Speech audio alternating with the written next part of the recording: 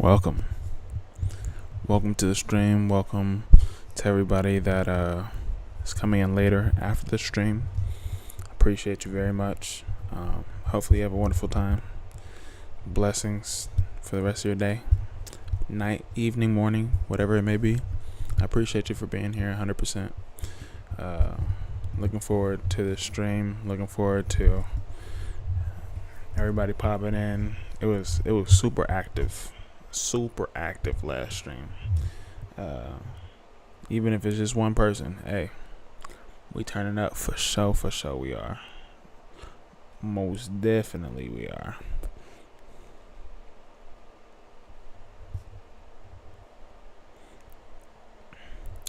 I'm gonna get a schedule down pat for sure. I don't know when, but we gonna get a schedule down pat for sure. I'm sitting up comfortable. Hopefully have your food, your drinks, anything. Go get your popcorn, your snacks, your knick-knack, patty wax, all the things. Sandra, what's poppin'? Always here for you and Ryan Mega. Hey, blessings.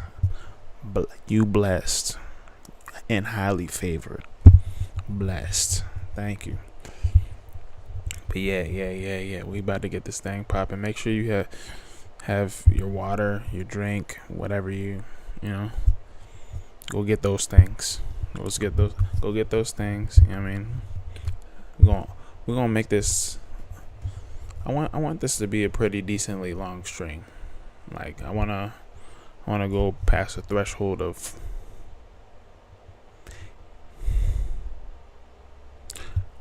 I want to say 3 hours, but let's say 2.5 hours. I definitely want to stream a little bit longer today. I got the time. You got your. What is that? Did you mean me to say kitten?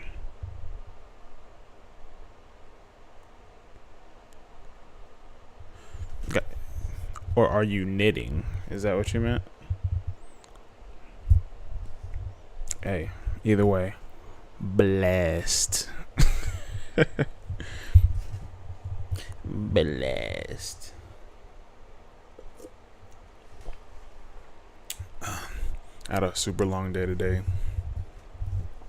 I was going to boxing gyms around Miami, giving a feel for the area, the vibe, the energy, how people are treated, all the things. I sweated through two t-shirts. It was I was putting in work. Now my body's hurting. My knees gone. Oh, knitting. Hey, I used to know how to knit. I used to know how to knit, and I used to know how to sew. Knitting is fun. Knitting is actually really, really fun and super cool. I'm happy that you're able to knit. That's dope. Where do you live? Do you live in like a cold area? Cause I bet your mitten games are on top tier mitten game. Top tier mitten game. That's super cool though. Knitting's fun. Knitting's actually super relaxing. Shoot, I would take it up again just so I can make stuff and be in my little happy place. But let's get this thing cracking though.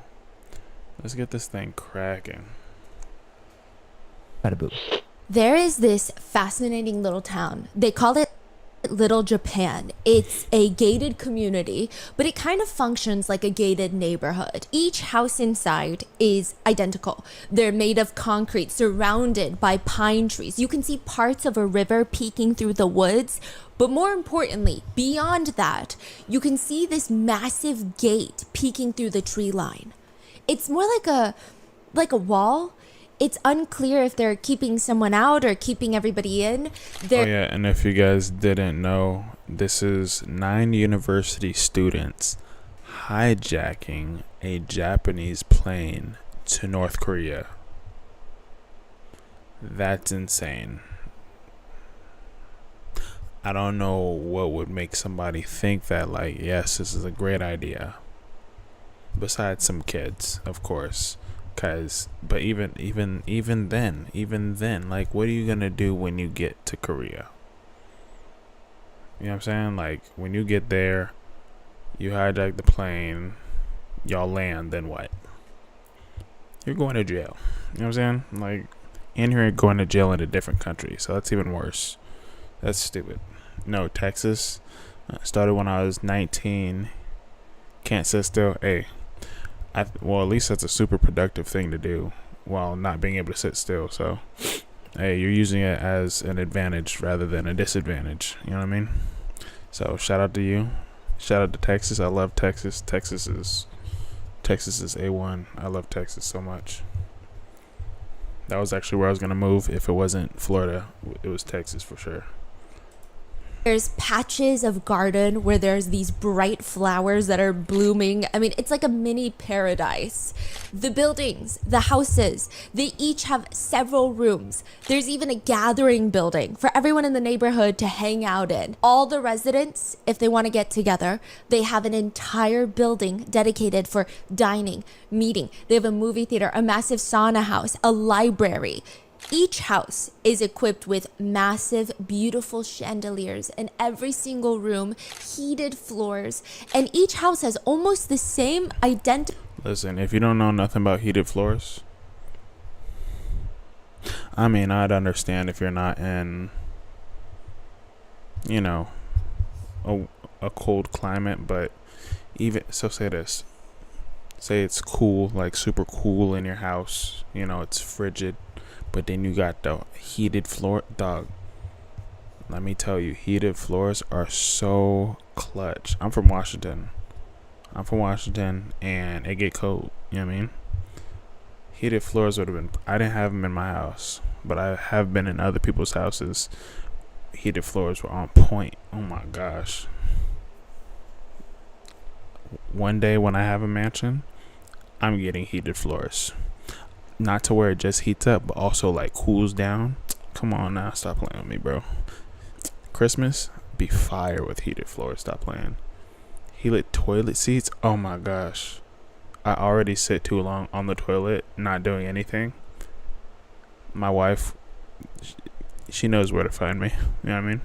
Heated toilet seats. I'd be there for bare minimum. Bare minimum. An hour a day at least, bare minimum. On average, I'm there an hour a day, so just imagine with heated seats. Oh my, yes, blessings. Bless your heart. Thank you. Pieces of artwork hanging in every single room. They're completely isolated away from the rest of the world. They have everything they need inside this gated neighborhood. There's dedicated buildings for staff members on the outskirts of this neighborhood.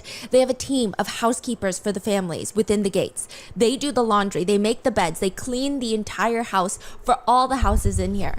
There's private chefs, private chauffeurs lined up waiting in like a fleet of Mercedes Benzes. There's private tutors, private teachers for the children within the gates. They have an electrician full time, just making sure the backup generator is on in case the power goes out. Is this like Batman's subdivision crib that he got going on? Cause look, they already had me that they were gonna make people make the beds. I was already sold. I hate making my bed. You want to make my bed and feed me? Listen. I'm not into... Nah, I ain't gonna say that. You gonna make my bed and feed me? That's crazy.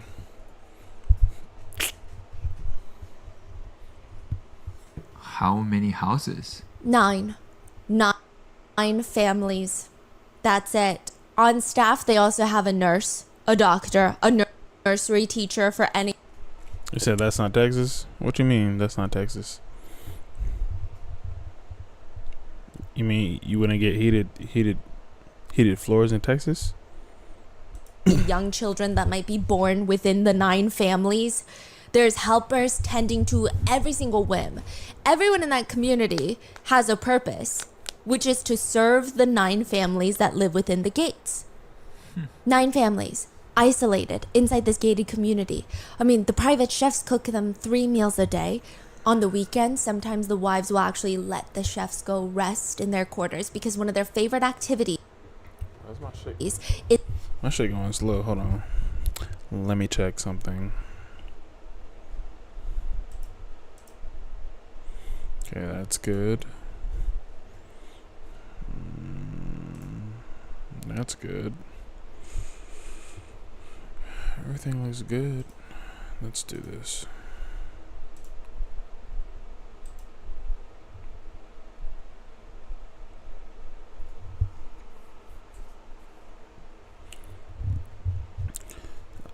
Turning off electricity in the summer, the power grid is just sad. I remember because y'all guys had that one thing when it got to like 40 degrees and it was tragic. It was tragic for y'all. It was actually low key sad because y'all's power grid was supposed to be changed like 40 years ago. Crazy. is attempting to bake. That's what they do for fun. Not out of necessity, but for fun. It's like a royal family with more staff members tending to their needs than there are family members. Yeah. That's a huge problem. They need to get that situated ASAP pronto.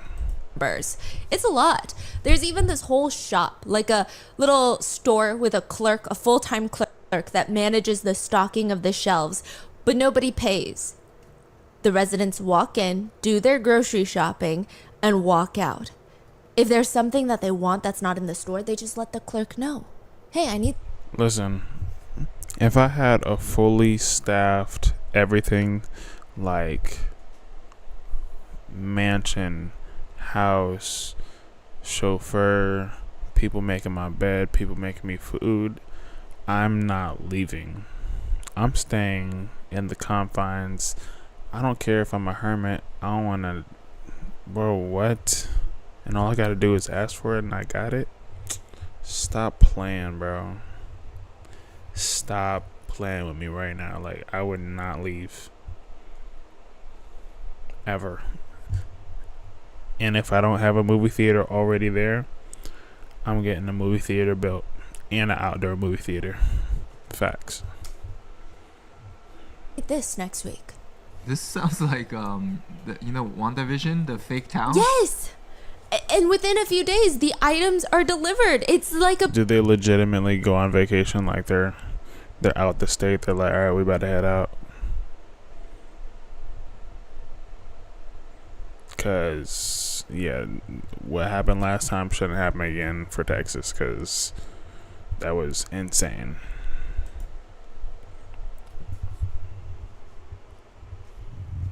paradise. The only stipulation, the only rule is that the 9 families, if they want to leave their little palatial residence using one of the cars and the drivers, they have to get permission. They call it Little Japan because the 9 families inside this little town are Japanese. But it exists maybe 40 minutes outside the capital of North Korea. It's in North Korea. It's in North Korea. The residents in the gates are not Japanese or North Korean royalty. They're not even diplomats. They're not politically powerful. They are plain hijackers. They hijacked a plane and flew it into North Korea, and now they are considered the Kim family's secret weapon. I'm not sure if you guys are wildly confused just like me. I don't know what the heck going on. You know what I mean?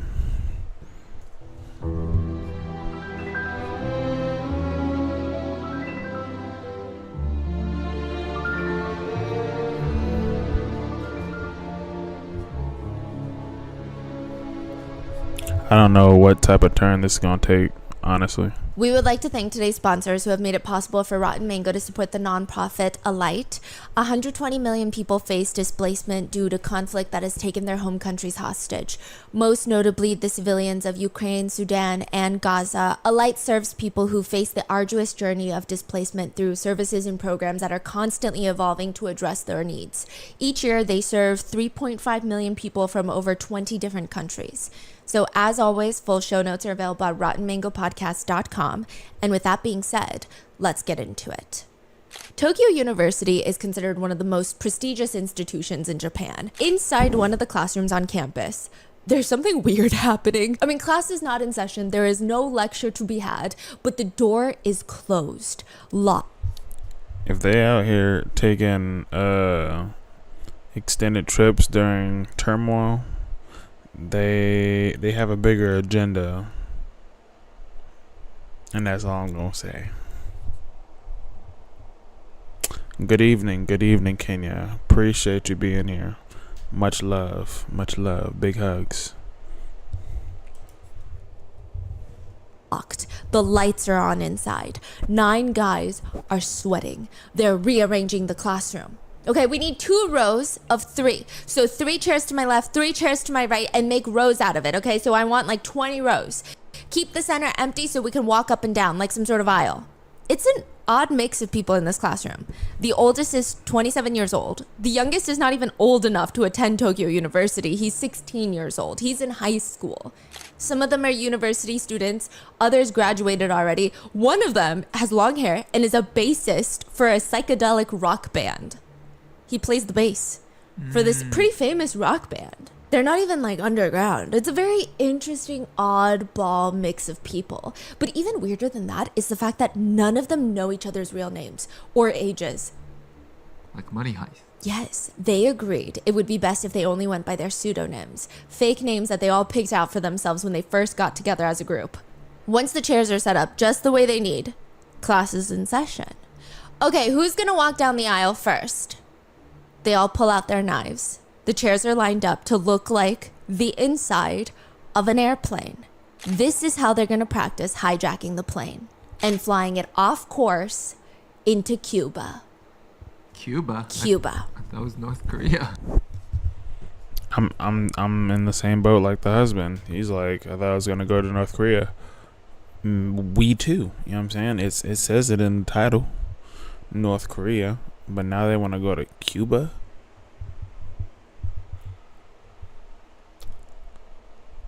Plus, that's a very long flight. And I'm not sure if they're very educated at all in anything. Aerospace, right?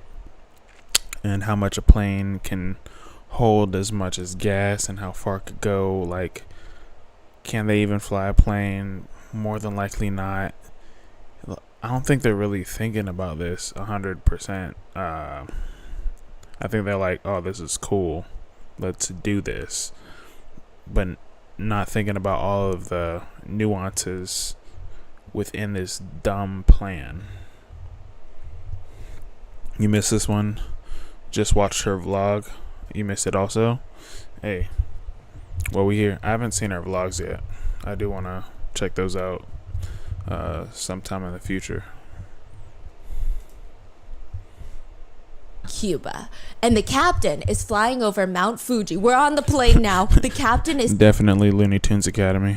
Staring at this young guy in the cockpit. Wait, we're on the plane or we're in the classroom? No, we're in the plane now. Oh. They practiced like 2 times. Okay, the captain is flying over Mount Fuji and he's staring at the young guy in the cockpit and the energy is just very tense. He tells him, unfortunately, that's not happening. What do you mean that's not happening? I mean, I'm not gonna fly to Cuba. I cannot do that. You can't just change the course and expect it to work. You can't go from having point A being a city in Japan, point B being another city in Japan, and suddenly you want to fly to Cuba. Do you know what type of aircraft this even is? It was a Boeing 727. Even the longer range versions of this plane have a maximum range of only flying about, maybe under perfect weather conditions, about 3,100 miles.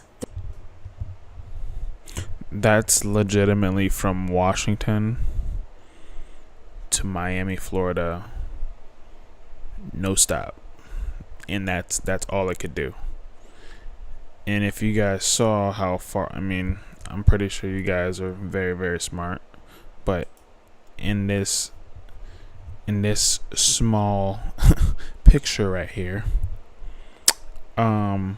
Washington is here, Miami is here, Cuba is here. You see how far that is? That's legitimately like it's actually 3,000 miles from SeaTac to Miami specifically. From here to here, you could probably double that and then split the other one. So I'm sure it's like anywhere from like 74, 72, 100 miles. You know what I mean? Maybe more, but still.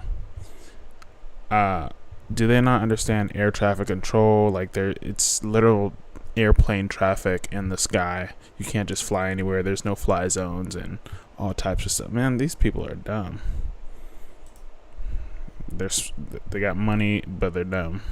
40,000 feet in the air, and nothing is minimum range of only flying about, maybe under perfect weather conditions, about 3,100 miles. They could have literally Googled this. They could have Googled this easy. 3,100 miles. The distance from Japan to Cuba is closer to 7,400 miles. Stop fucking playing with me. Oh my gosh, I fucking killed that shit. I did that in my brain and I never even calculated that.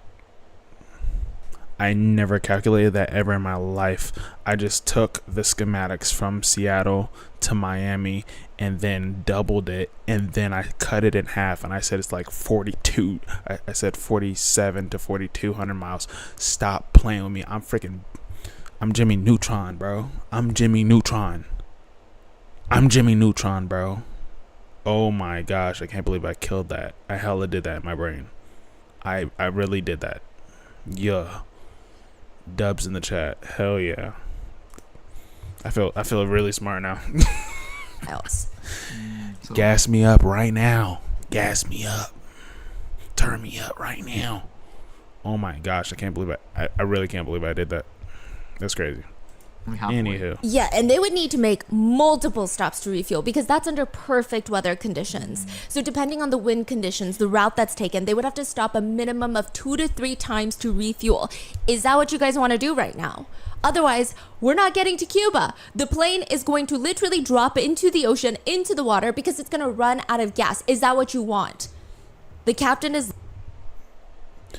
What they should have did was they should have watched the movie Wizard of Oz and then follow the Yellow Brick Road to go ask Oz for a brain. If you only had a brain. They should have followed that. That would have been way smarter than what they're doing right now. Looking at the 9 column. Big W for math. That's crazy. And I suck at math. I just don't. Okay. I suck at math when I'm doing like a problem or a test, but I don't suck at like predictions, percentages, and like things that aren't in school.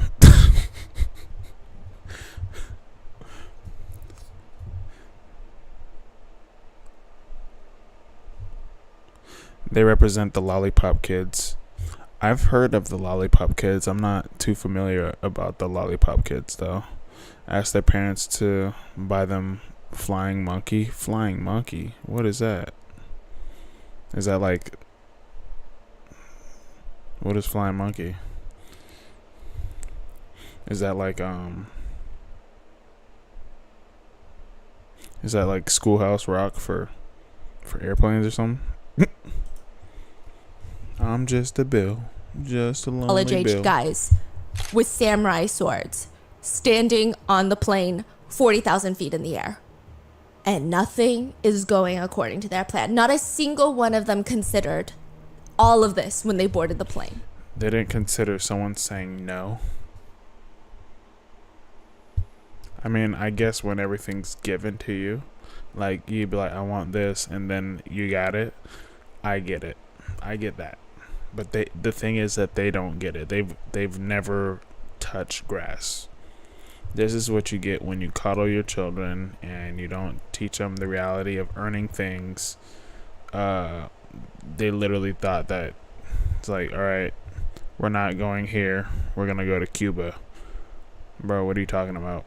Of course not. Oh yeah. Okay, I remember Lollipop Kids. Okay, I remember. I don't know why that skipped my brain. Like I literally just said Wizard of Oz, but you know who else has flying monkeys? Dr. Ooze from freaking Power Rangers. Stop playing me. That's an amazing movie. I actually want to watch that. I want to watch that right now, low key.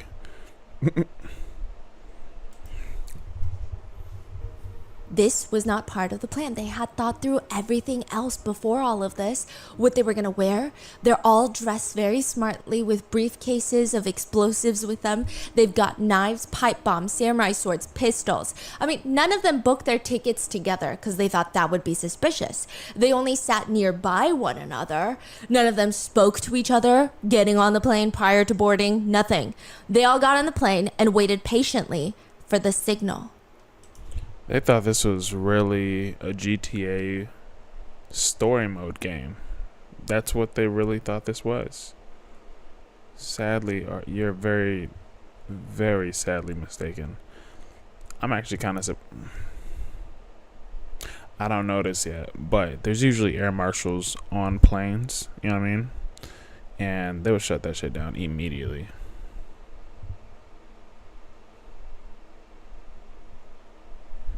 With the monkey on the bike. 20 minutes into the flight. Ding! The fasten seatbelt sign has been turned off. The flight attendants are getting ready to hand out heated towels to the passengers. And a man near the front of the plane gets up from his seat, and it looks like he's been waiting for this moment. Maybe he's trying to use the restroom. He walks to the very front of the aisle, and instead of opening the door to the restroom, he turns around to stare at the passengers and slowly pulls out this shiny, glimmering, reflecting stick. It's a samurai sword. From where? Inside of his trench coat. Stay calm, and I will let you live. Some people scream. My stuff bugging.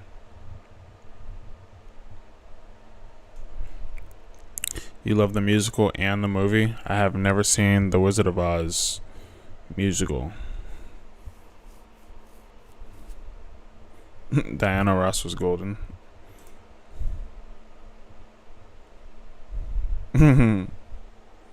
Others in the back, they don't even know what's going on.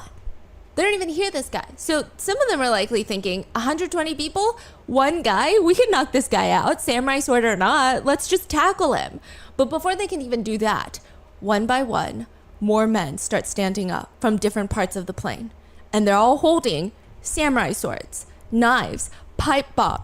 How do they get on the plane? How old is this? This has to be before 9/11. There's no way this happened recently. Like, seriously, there's no way this happened recently. How are you? I know how someone can sneak everything that's a sword that's from Japan isn't a samurai sword. Okay, so that's number one. And if people understand what samurai swords are, they're super long. Like super long. As far as a sword that a ninja that does ninjutsu, a shinobi, they have swords, but they're not samurai swords, and they're shorter than a samurai sword. They're about like 70-ish% the length of an actual samurai sword, and then there's things called tantos that they have and samurais would have as well, and they'd be short swords, are they're actually more defensive than they are. But anyways, I don't think they have samurai swords. That's my point, because samurai swords are too long. So yeah, I don't think they have samurai swords. In total, there are 9 of them, and just something in their eyes, you don't want to test them. They look very, very serious. They look like they got a... Hold on, you're dating yourself? What does that even mean? What is dating your... I mean... Oh, back to the show. He put the sword... plan. And that plan is now completely falling apart when the captain and the co-pilot are telling the hijackers Cuba is not happening unless you want to stop multiple times to refuel. It's not even an option. Didn't we talk about some plane Yes. hijacking back in the day? And everyone liked to go to Cuba, right? Yes, because it's, they call it like the Havana. It's a communist country, so they think that anyway. Once they get there, they're good. Yeah. Okay. They all go to Cuba. I was gonna buy some gym shorts that cost me $60 each. Sure.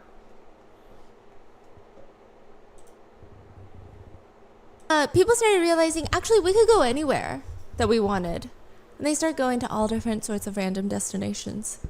There was a golden age of skyjacking where skyjackers, once a week in the U.S., a U.S. airline was being taken hostage. Yeah. Bro.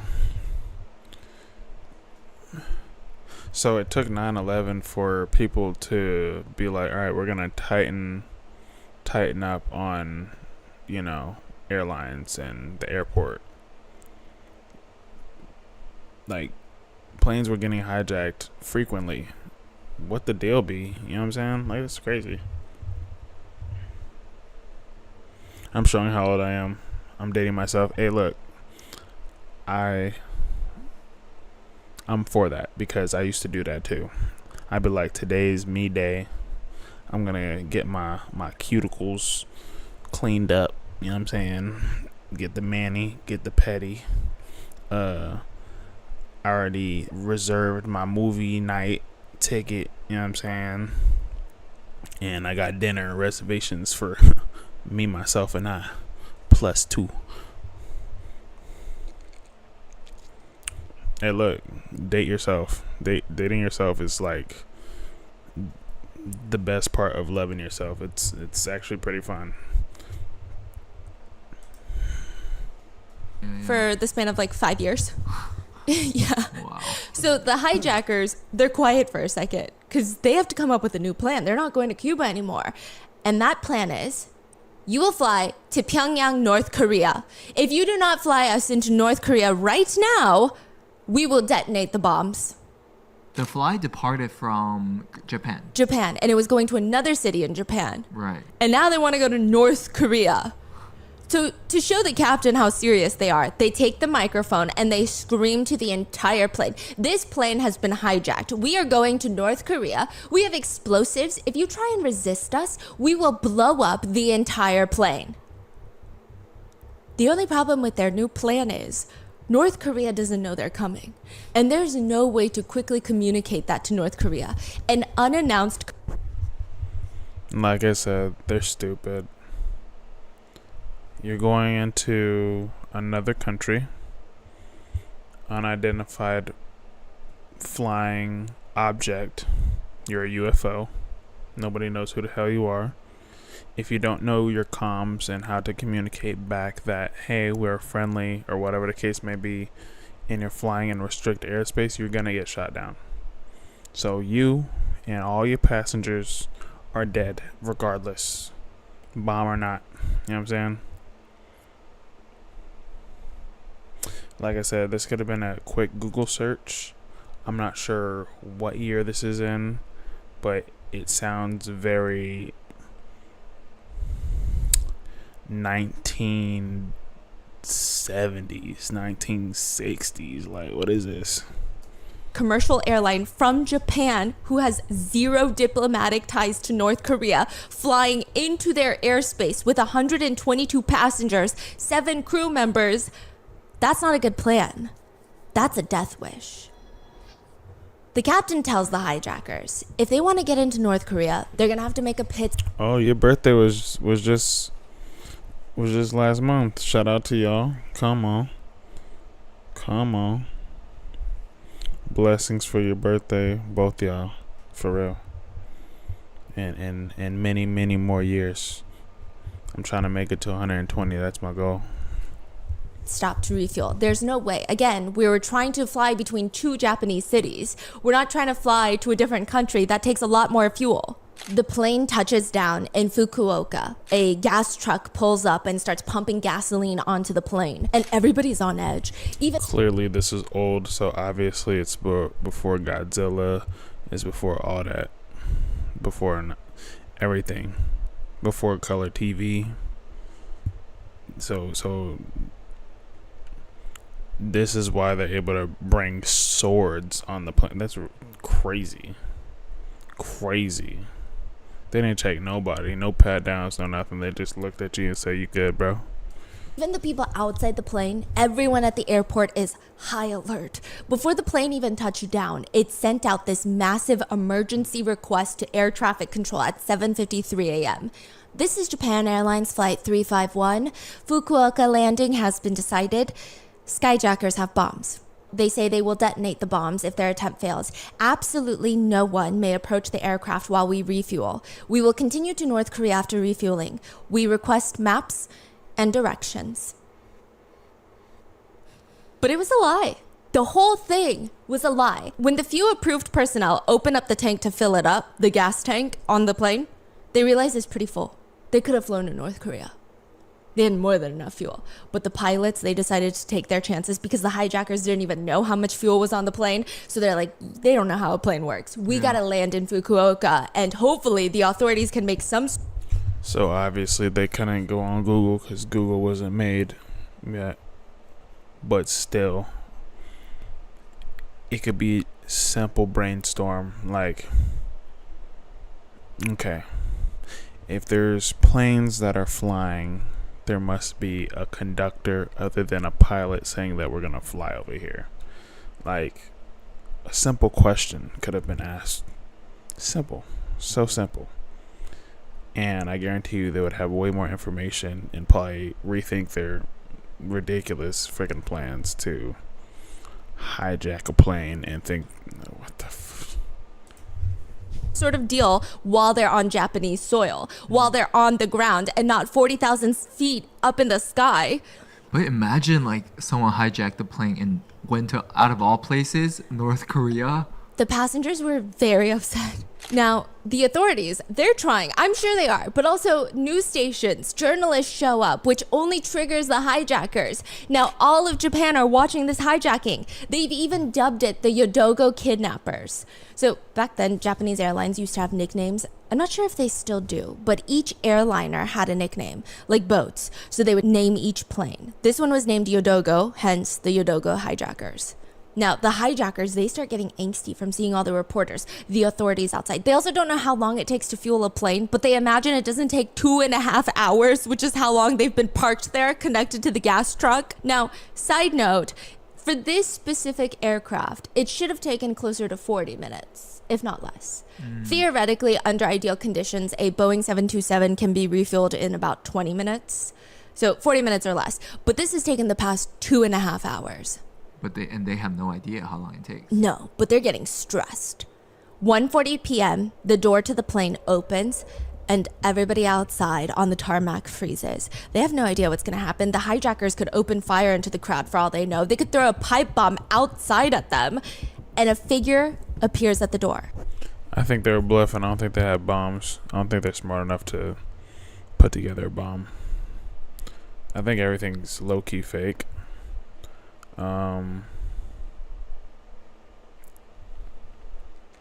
They probably might have guns, like real guns, but I don't think they got. If they do have bombs, oh my gosh, that's super stupid. But I don't know. And then another one, and another one, and they're so confused what's going on right now. 23 children and elderly, and anyone who required medicine that they did not have or medical attention are released from the plane. Was there like a negotiation going on, or No. Oh. So it seems like the hijackers were annoyed that the kids kept crying and asking for food. Godzilla. Oh my gosh, yeah. Godzilla is actually pretty old, so I mean, the pictures are clearly pretty old as well, so but yeah, Godzilla has been around forever. It started as a puppet show. A puppet show. Isn't that insane? Godzilla was a puppet show. Played on the big screen. Bro, what? Before Sesame Street was on the big screen.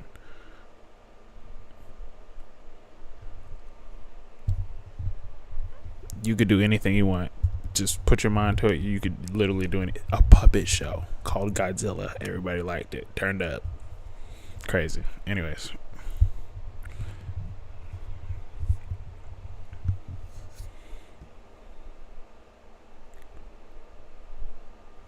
Yeah, they were definitely like shaking up Coke bottles. That's it. Food. And then they were annoyed, so they would have to send the moms with them. And then they were upset with all the people complaining about how they needed medication. They're like, oh, what an inconvenience to my day. So and the sent them. 2.5 hours, there's no communication? No.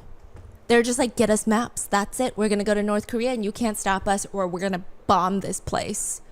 There's no negotiation. They're not trying to negotiate anything. They're like, we're going and there's not really anything you can do about it. So when the 20...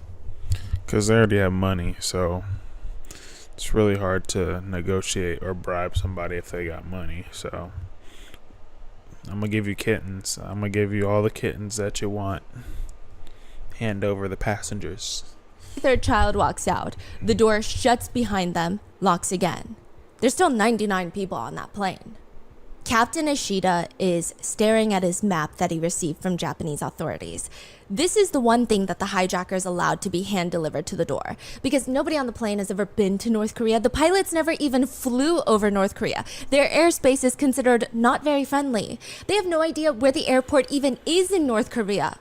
They requested a map, and this is the map that the authorities gave them?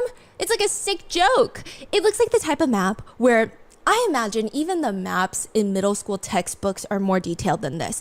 You know the world map, the big ones, where the countries are just different colored blobs, and it looks like someone took a pen and traced the outline of the Korean peninsula, drew a line in the middle, and wrote North Korea on top, and then South Korea on the bottom.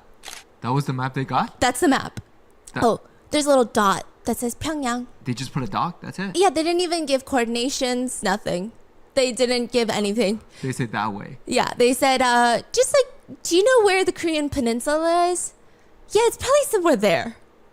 So that was the map they received. Is this because they truly didn't know? I think that they did not have a air map that the pilots could use. I imagine they thought, I mean, regardless of the map, it's not going to be helpful for them. Okay. But the pilots are still kind of pissed. I mean, it feels like they're playing... I am beyond puzzled. You could have literally used a normal geographical map, but they decided to draw one out. Look, I understand this is ridiculous stuff that's going on, but I think that is near stupid to just like, here you go, here's a stick figure map. Korea's over here. Just go west. Come on now. I think they were just bored chads, for sure, yes. I'll vouch for them, and I'll tell them that they're bored chads. Because, look, clearly, they were wealthy individuals. Anything was given to them. They're technically still, I would consider, kids. Or very, very, very young adults. Definitely before... I don't think anybody's over 26. Let's just say that. I don't think anybody is over 26. And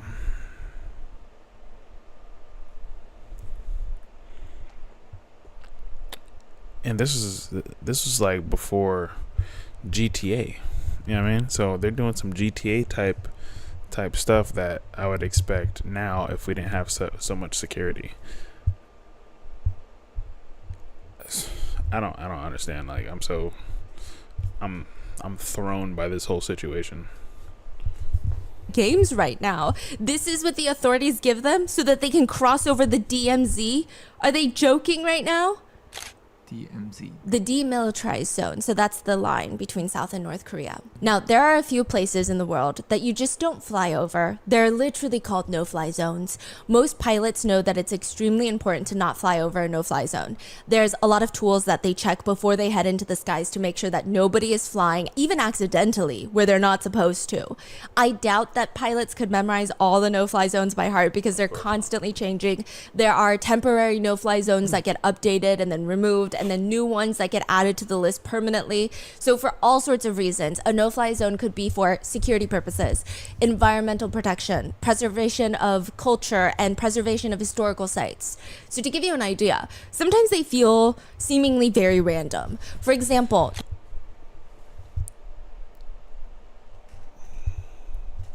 For the one person that's 16,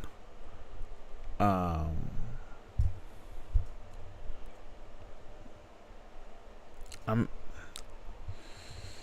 like, none of, or the elder of the group isn't like, you know what, if anything, we're doing really something stupid, how about you stay out of it, little bud? But I want to go. I don't care. I want to go. I want to hijack a plane. Sit down. You're not doing that. Nobody had the intestinal I don't even think that's even the right word to say. Nobody had the nuts to say anything other than let's do it. Like, I don't understand. Like, this is dumb. In the dumbest part isn't the fact that they're hijacking the plane. They're putting everybody else in danger because they want to do something so stupid. no aircraft can fly within 3,000 feet of Walt Disney World in Florida or Disneyland in California. Why? For safety reasons, because big crowds, they don't want anything happening. Now, there are more obvious no-fly zones. For national security purposes, Washington, D.C. has one of the most restricted airspaces in the entire world. It's pretty common knowledge amongst pilots that the airspace above Washington, D.C. is pretty much a no-go. And it's pretty much common knowledge that the airspace above the DMZ, the demilitarized zone, aka the border between South Korea and North Korea, is one of the most restricted airspaces in the entire world. Probably more than Washington, D.C. I would rather bet my chances and fly over Washington, D.C. because I imagine the U.S. fighter jets would scope you out first and figure out what's going on. I feel the DMZ, they'll shoot you down first and then figure out what's going on. The flight to North Korea is very tense. Everyone on the plane has no idea what's going to happen. They could be shot down. I mean, when the plane was first hijacked, it's, the airline, the pilots, the authorities, they're all going to work in tandem to help save us. So because skyjackings were more common, a lot of the airlines considered it a part of the business. They would have like a pot of cash ready for hijackers. And once they get that pot of cash, they stop hijacking the plane. They're like, okay, well, I don't need all these passengers. That's what they thought was going to happen. When was this happening again? 1970. There you go. 1970. Godzilla had already attacked. 9/11 obviously didn't happen. Google wasn't out because they couldn't web search anything.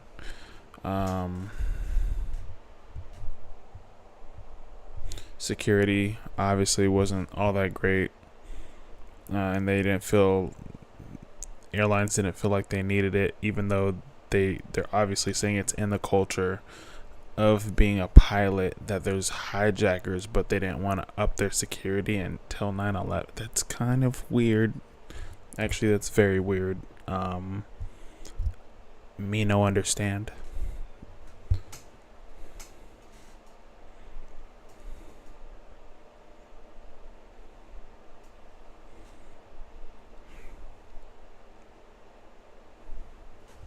You weren't born for another 2 years.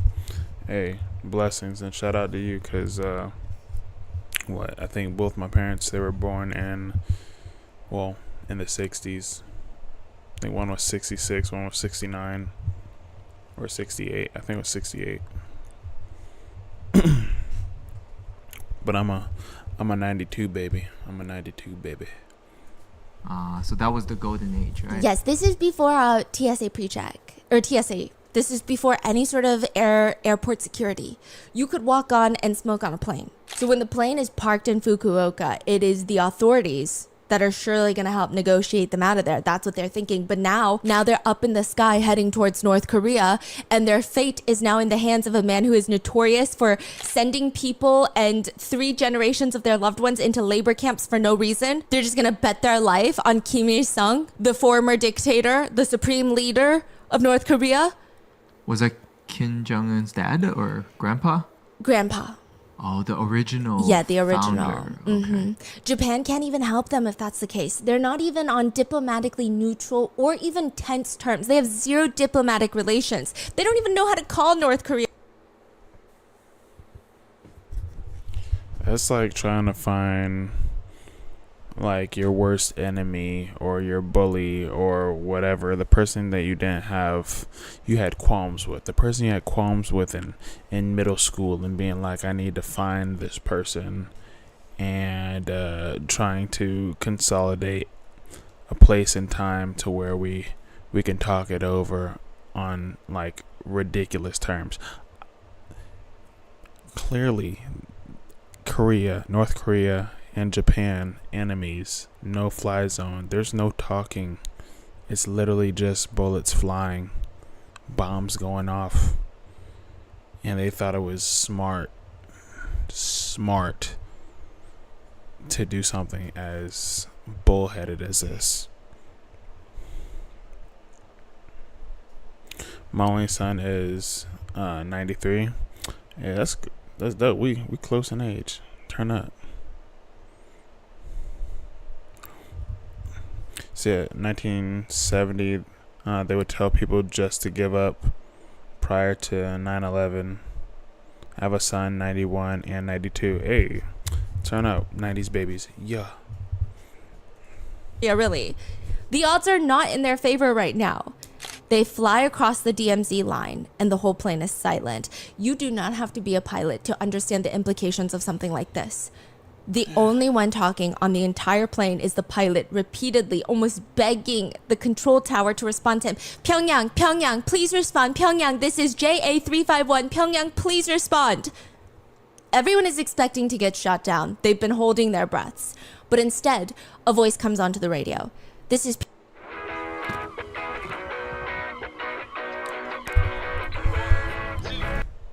Hey, this is intense.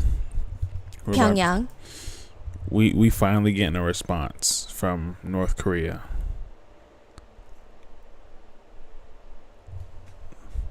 All right. Who thinks that they're gonna land the plane in North Korea? Who think? I can't even really fathom all the way like what would particularly happen. So I have, I guess, 2 or 3 things that could possibly happen. They could land the plane safely. And they're all detained. Every single one of them, passengers, everybody, all detained, right? Secondly, they can land the plane safely, and obviously guns are going to be drawn, whatever. They shoot it out. Nothing good happens. And thirdly, North Korea ain't gonna play that, and they're like, bomb them, turn up, shoot them down. Those are the 3 things that are happening in my head. I cannot necessarily see this all the way going good, like obviously, but how do y'all guys see it? Sandra, how do you see it? Kenya, how do you see it? I needs to know. Tune your radio to contact frequency 134.1 MC. Repeat, this is Pyongyang. Tune your radio to contact frequency 134.1 MC. Also, I appreciate y'all for liking the stream. Helps out so much. Thank you for the love. Thick Korean accented man's voice slowly guides them to landing. And eventually, they do notice while they're trying to land, a plane starts flying noticeably close to the airplane. Then another one shows up. These are the fighter planes in the no-fly zone that take out any planes that think that they're gonna try something. Yeah, that's them. They ready to shoot it down at any time. Now, fourthly, I have a fourth one. The pilots can announce that there's hijackers. They're trying to land the plane, whatever may have you, right? And I don't know. I can't see these guys really shooting it out with Korea really at all. But I could see them getting detained, and then everybody else that's on the plane can be like, not necessarily held captive, but held until something gets organized with Japan to be able to get them or transport them, however it may happen. But I don't really see a shootout happening. I don't see bombs going off for these guys. I don't know.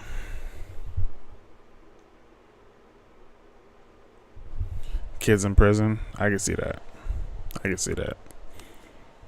They're getting way too close to the plane now. There's two showing up, and they're not just regular planes. They're fighter jets. And the fighter jets start escorting the plane to the airport, guiding the plane on where to fly. Well, okay, guiding is quite a nice word. It's more like forcing the plane to fly a certain way. It's like if you get sandwiched between two massive cars on the highway and they force you to drive to a certain destination. You could call it guiding, but is it really a choice here? The whole plane shakes as it's landing onto the tarmac, and the hijackers are smiling. One of them grabs the microphone. Finally, we have arrived in North Korea. We have imposed on you. We've burdened you as passengers, but we will soon be able to release you. Welcome to North Korea. The hijackers look out the window at their new global revolutionary base. That's how they feel. We'll get into it. They are all Japanese, right? Yes. Most of the passengers are Japanese. There's actually 2 American nationals on there. I need to know the stories of the Americans that are on that plane. I need to know that. I want to hear their story. I think they'll be detained, but problem arises with the weapons they have. It'll be taken as hostile. A plane full of outsiders in a place that despises that. It'll take a whole lot of diplomacy.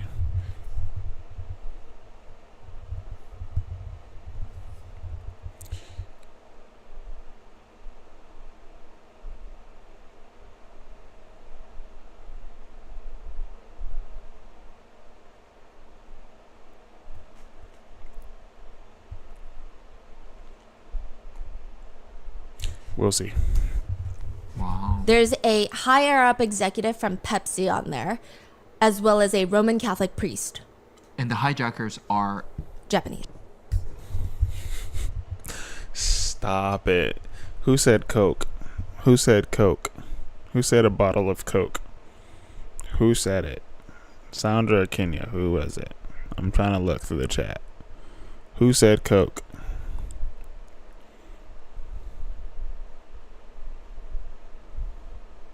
Kendra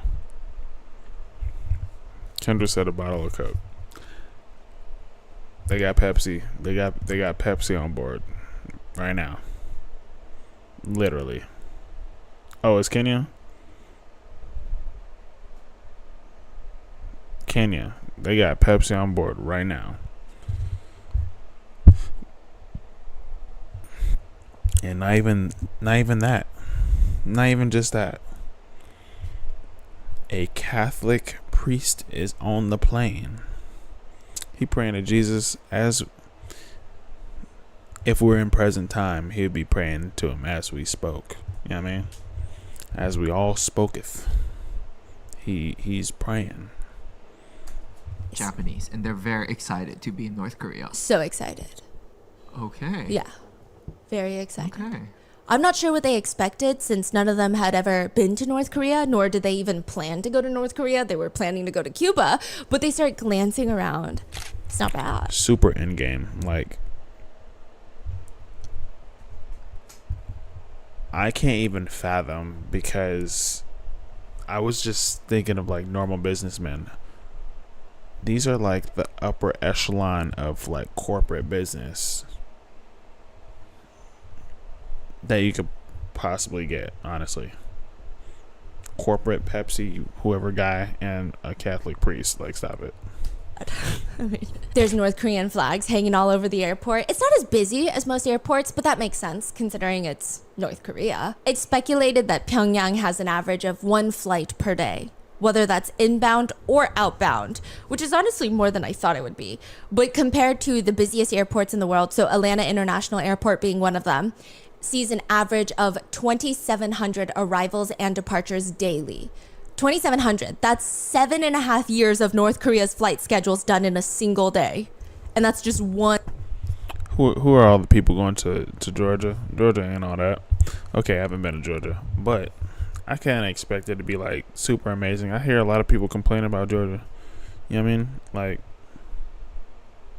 why? I mean, I know that there's a lot of business in Georgia for sure, but that's crazy. That's a lot. That's a lot of people. One of US's international airports. They look outside the window and there's just a few planes parked on the tarmac outside. It's nothing like the airports in Japan. The North Korean flags, they're all hanging in the breeze, and there's rows of North Korean soldiers standing there awaiting their arrival. Their backs are straight. It looks like they have a stick up their shirts. Military is one thing. North Korean military is a whole other game. They're standing at attention, just lined up in these neat rows. There's a group of 15 girls holding flower bouquets and singing the North Korean national anthem. And the hijackers are screaming up and down the aisle, "We're in Pyongyang! We've arrived!" Avoid. I hope they're still in. Well, I'm not sure how. I'm not sure how old they are because they didn't really state it. But we could go off of. So we can go off of the 16-year-old kid, right? So wait, they said, did they say 1976 that this was? I'm gonna bring up a calculator real quick. So 1976, right? Let's say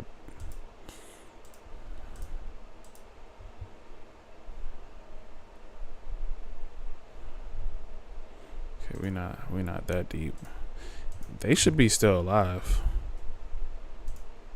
Or at least the kid should still be alive. I hope he's still in jail right now. I hope they still in jail right now. That's stupid, bro. I hope they're still in jail as we speak right now. Yeah. 48 years ago. So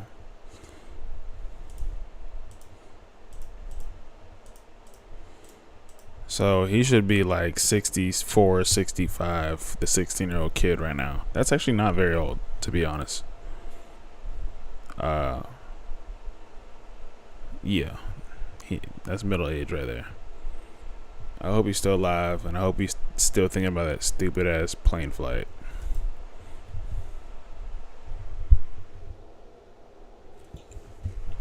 The hub in Georgia is like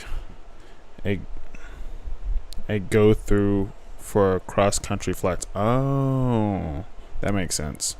That makes a lot of sense. Oh, 1970, even better.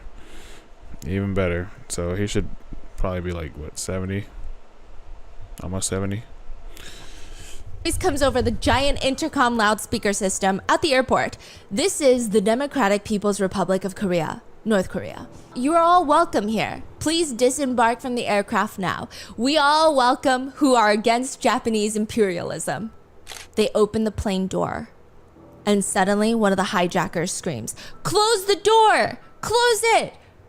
They slam the door shut, and nobody knows what's going on right now. Even some of the passengers had gotten up to get their stuff from the overhead bins. It's like, okay, I guess we're in North Korea now. Let's get off. But the hijacker screams, "Close the door now!" What's going on? Look, something's not right. Look outside. Do you see something strange?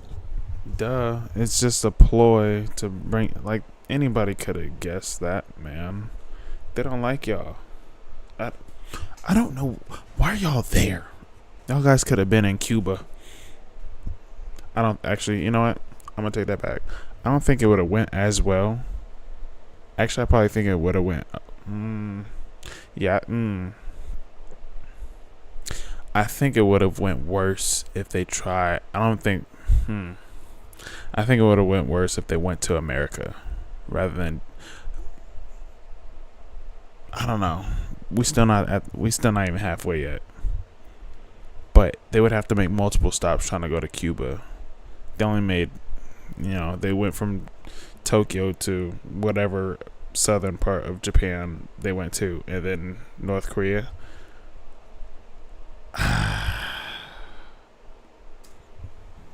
The hijackers press their faces up against the window, and they do see a few things that feel odd. I mean, obviously, they didn't know what to expect coming into this. None of them had been to North Korea, but this was just questionable. Here's what they noticed. One, they see a foreign car parked a little ways away. It's not right in their face, but it is a foreign car, which is strange. But you know what? The Kim family, their vehicle of choice is typically the Mercedes-Benz. They like the Maybachs, which cost anywhere between $500,000 to $1 million. The ones that they get. I didn't know they drive around in foreign cars, but okay. Yeah, they all their fleets for the elite that the Kim family likes are Mercedes.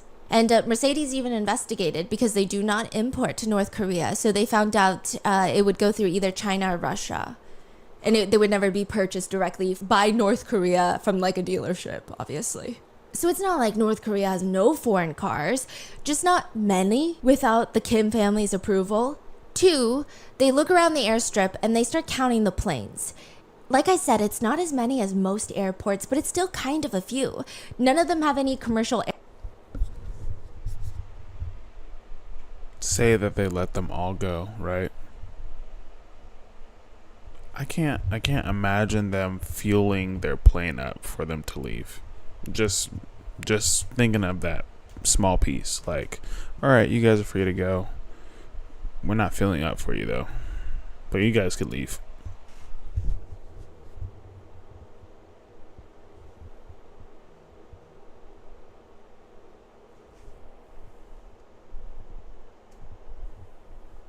airline logos or anything, so it doesn't seem like a busy airport filled with travelers getting in and out, but still, it suddenly feels like a lot of planes for some reason. And three, they see a black man. Now, North Korea is one of the most ethnically homogenous countries in the entire world. They have a very, very, very, very tiny, limited number of ethnic minorities. Some small, tiny, tiny groups of Chinese and Japanese people live in North Korea, which I don't even know if you could consider that an ethnic minority in North Korea. But other than... I mean, yeah, Mercedes. You gotta remember that these car companies were around forever. They ruled the 90s. So I mean, from Ford all the way across the board. These are corporations that have been around forever and ever. So that, internationally it's known that other than incidents like where the US soldier crossed the DMZ and went into North Korea that we talked about in the auto episode, there's almost zero notable presence of black communities in North Korea. Maybe a diplomat? Perhaps. That's what they're thinking. Perhaps that's a diplomat, or a diplomat's son, or a diplomat's husband. What was he doing? Just hanging out on the tarmac. Sometimes North Korea does let in businessmen from other countries, typically mainly from China and Russia, but they try to get a better look at the man, and they see what he's wearing. And now they have questions. The black man is seen wearing a US military uniform. Everything else can maybe be explained away, but there would be zero reason for a US military official to be in North Korea unless they're dead. If you wake up one day with no memory of anything, you have no idea what's happened, and somebody tells you, "Hi, good morning, welcome, you're in North Korea," you do not believe them, because I'm waiting for her to just tell us that this was all a dream. They're in a psych ward. This was they're imagining this, and they're all in like little white gowns at the psych ward right now, because all this sounds ridiculous. I was in America yesterday. What do you mean? What is the one thing that you ask them for that is reasonable for them to get to you in the next 5 minutes that can prove to you without a shadow of doubt this is indeed North Korea? The hijackers grabbed the radio to talk to the police outside. Is this North Korea? If so, can you bring us a giant picture of your leader, Kim Il-sung? Bring it to us now. Whoa, that is very true. Everybody should have that handy. It should be hanging at the airport, honestly. There's silence. This is a military base, so there is no picture of Kim Il-sung here, but we will bring you one soon. Because you arrived so suddenly, we were unable to prepare to welcome you properly. The whole thing isn't making sense. The lead hijacker... Ooh. You know what? They could have flown circles. The pilots could have flown circles. Because remember, the hijackers, they don't know anything about Jack Squad. Nothing. Goose egg, zero. Alt, nothing. They have nothing in their brains. The pilot could have easily did like circles. A whole bunch of circles, like just long oval circles, right? And landed at another airport in Japan, or they could probably be in South Korea. But they could have easily like had code or whatever that they were saying, communicating back and forth from other towers to let them know that there was a hijacking and they were coming in. And then it gave them enough, obviously more than enough time to be able to make it look like they're flying into a airport that looks like North Korea with the flags everywhere, whatever the case. I'm beginning to think that like the pilots were smart enough not to go to North Korea, but fly somewhere else, just to a different airport.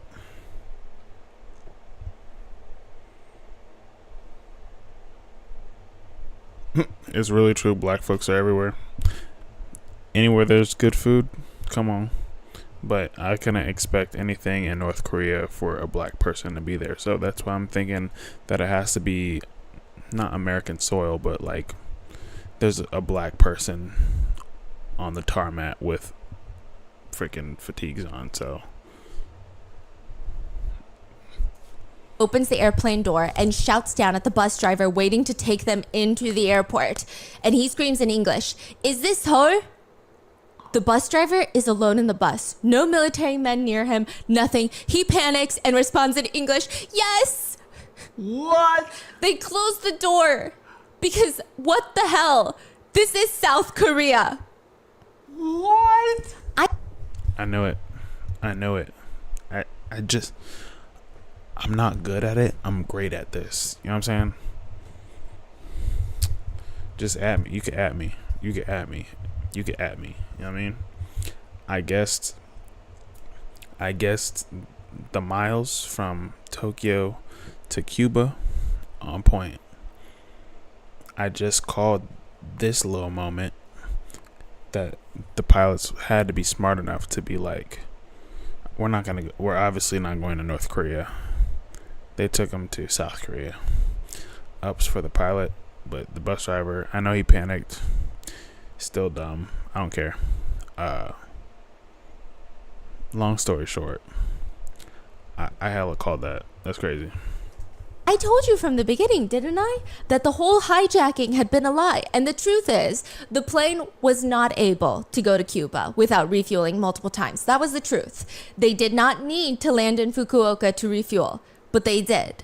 Authorities used this time to collaborate between Japan, South Korea, and potentially the United States, and they quickly scrambled to figure out a plan because they can't stop the plane now. They can't storm it. The hijackers have explosives, but they can't just let the plane full of civilians fly straight into North Korea, so they need to devise up a plan within an hour. They make Gimpo Airport, which is the smaller airport in Seoul, not Incheon, but Gimpo. They make it look like a North Korean airport. What in the world? The amount of coordination that it takes is astronomical. They have to get most of the commercial airliners off the tarmac. All of the international flights, all the South Korean planes with Korean Air, Asiana Airlines, they gotta get it off.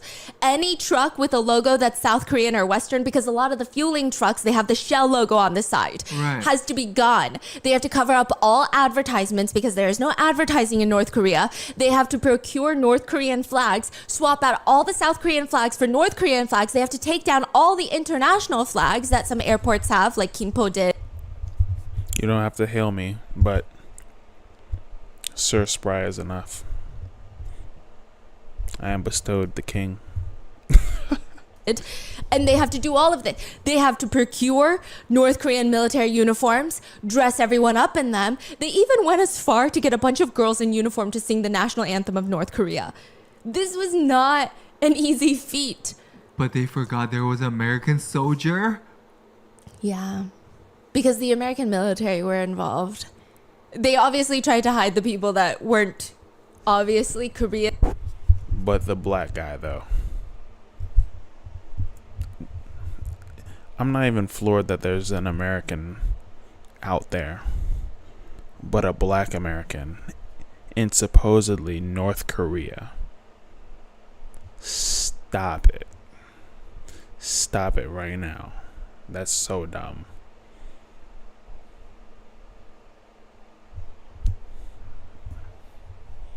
Everybody got brains where if they rattled their head and they shook it like this, it would sound like a BB in a canteen, bruh.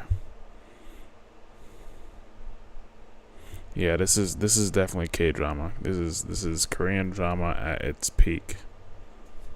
Looking or didn't resemble a North Korean, but it was hard. There's a lot of coordination. The map that Japanese authority gave the pilots was intentionally bad so that they wouldn't rely on the map and they would rely on the radio. The man that intercepted the radio with the thick Korean accent that said, "This is Pyongyang, tune into this radio," it was a South Korean military man. They did cross the DMZ though. They did cross, and the South Korean man panicked and was giving them directions to slowly U-turn without making it obvious, back into South Korea. South Korean fighter jets appeared and then guided them into Gimpo. What a plan. Within the hour, they managed to trick the hijackers that they were landing in North Korea. But now, the ruse is up. They know. And now the negotiations shall begin. Estimates show that about $200 million worth of U.S. currency, meaning U.S. cash, in circulation right now being used is fake, is counterfeit. To be fair, there's about $2.3 trillion in circulation right now, so the odds of you having a fake bill by accident are pretty low, but it's never zero. Because there's what's known as super fakes, super notes. They are made with the same high-tech color-shifting ink that the US $100 bill is made from. They print on the same precise composition of fibers. Because did you know the US bills are... They set up the whole thing and forgot that one thing. They forgot that one thing that would stick out. Yeah, the black guy.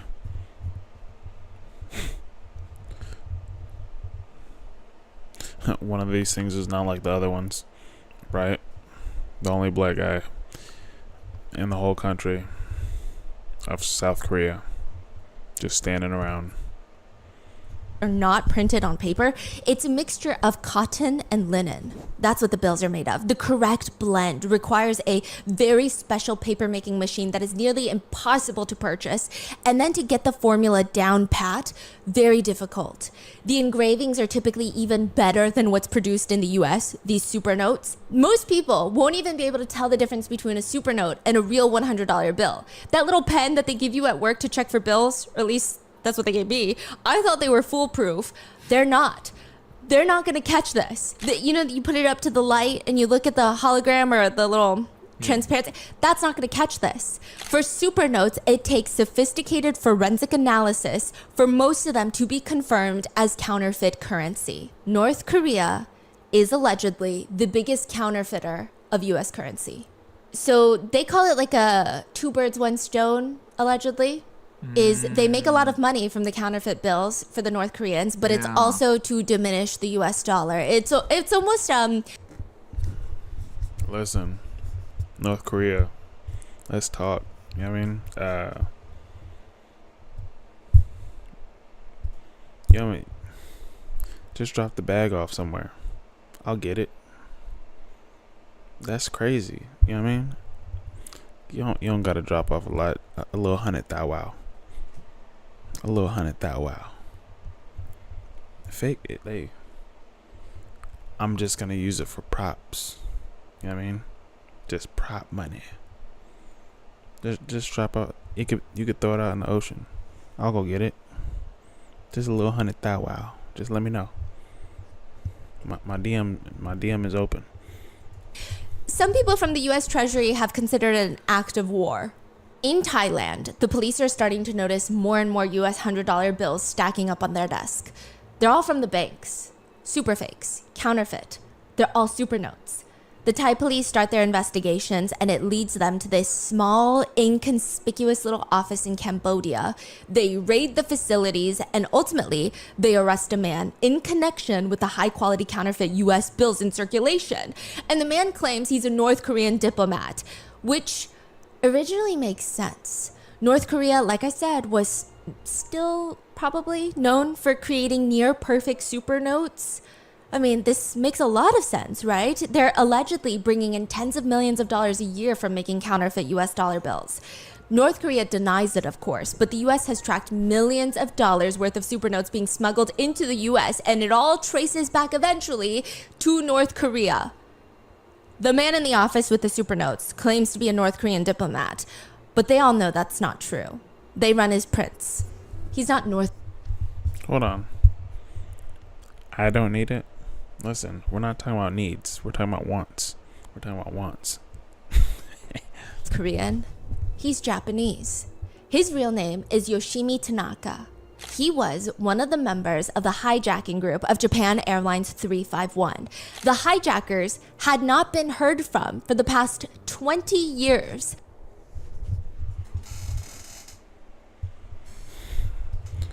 What's up with my boy's smile? It's a little crazy. Everyone thought they were either dead or held captive in North Korea. What the hell is this man doing in Thailand? This is 20 years after the hijacking. There is no set number or value to human life until you're a hostage negotiator. Then suddenly there's a very real price for life. The proposed deal that authorities give the plane hijackers is quite simple.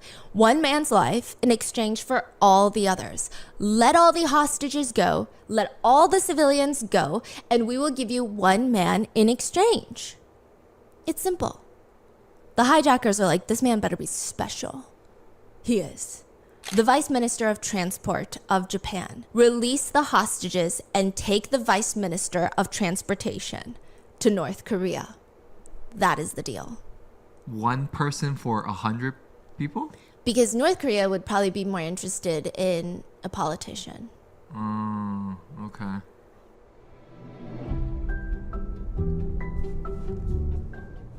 I don't know if you guys know this, but I have a really bad eye for making a good outfit. I can usually pick out the clothing pieces themselves that I really like these pair of brown lips include kids' fixes.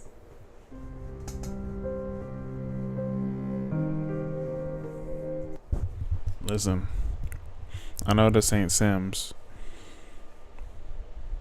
but just a little 100 thou wow. What's that to them? It ain't even real money. I'ma just use it for a skit. You know what I mean? 50 hours. The plane has been parked at Gimpo in South Korea for 50 hours when Vice Minister Yamamura offers himself up as an exchange. At first, the hijackers don't want to take it, but they look at the passengers and all the passengers are on edge. They're ready to do something crazy to get off this freaking 50 hours, no shower, everybody been sweating, probably no sleep. Everybody took a dookie at least 10 times. It stink. I know everybody stink. Everybody stink. Everybody stink. You hear me? No deodorant. No nothing. Everybody wearing the same fit that they got on the plane with. Same drawers. Everything. Stink butt. plane. The AC has shut off because you need fuel for that. During the And AC is off. So it's definitely hot. Musty. Onions busting.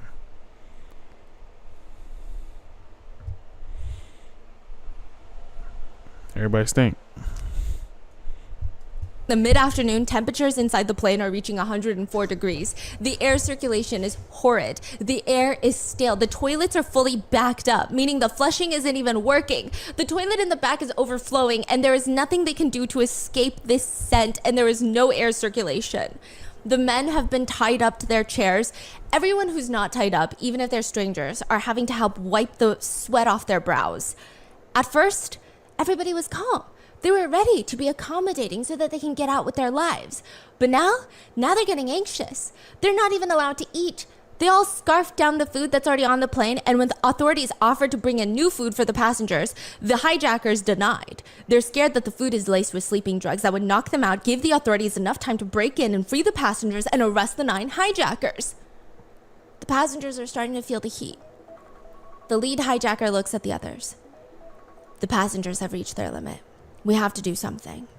Which is the exact same conversation happening outside of the plane with Japan, South Korea, and allegedly the CIA.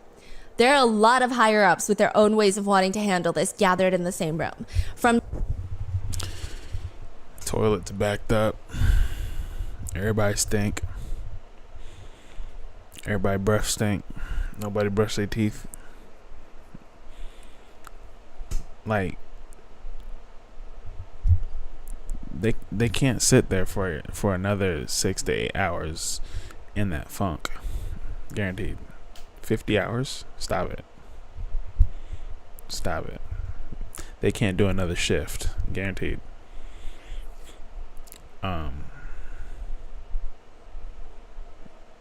Listen.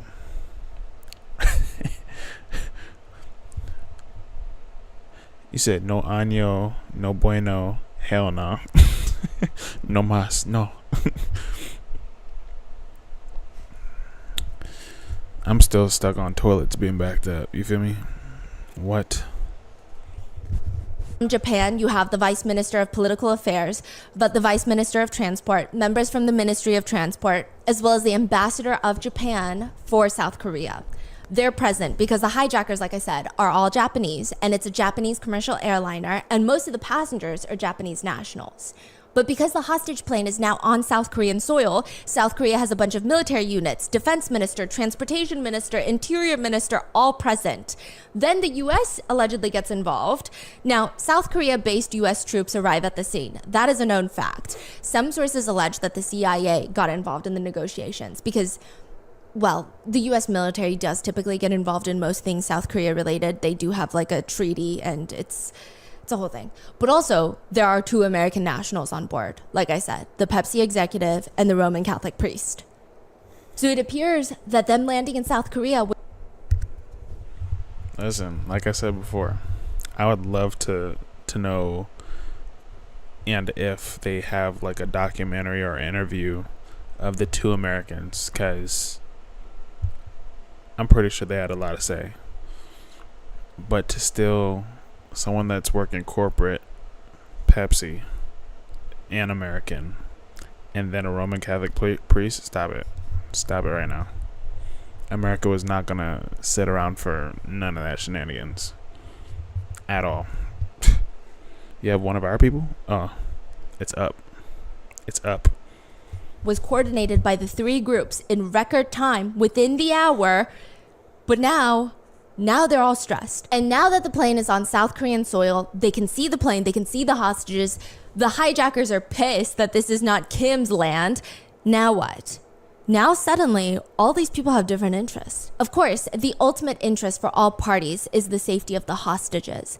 But South Korea knows that the whole world is watching this. And if this doesn't go the way it's supposed to, South Korea could be seen as an easy target for hijacking and terrorist groups. The US likely has a pride thing here. If the CIA is involved, which people are speculating they are, then they better get a deal done. Because really, the CIA can't take care of a hostage plane, most powerful intelligence agency in the world, and you can't even talk a few university students off a Boeing? Japan likely has the worst situation in their hands. Their citizens are the hijackers. Most of the passengers are Japanese citizens, but now they're in another country causing an international situation. Nobody's having a good time here. They try walking through all sorts of scenarios. Okay, let's try ambushing them at night. Turn off all the airport lights so that they can't see anything outside. We force entry. But that could result in too many casualties. They could start blowing up the plane. They thought about lacing the food that they tried to send in with sleeping pills, but again, that could result in innocent casualties. The people on the plane are going to be eating the food. The 9 hijackers, the odds that some of them don't eat the food and take turns keeping watch is very high. The authorities are doing anything they can to scrape together a single coherent thought, an idea, but all of it leads to one conclusion. There is no way to get inside this plane without risking the passengers. Inside the plane, an older man stands up. He throws his hands in the air and screams, "Kill me then! If you're gonna kill me, just do it now!" The leader of the hijack.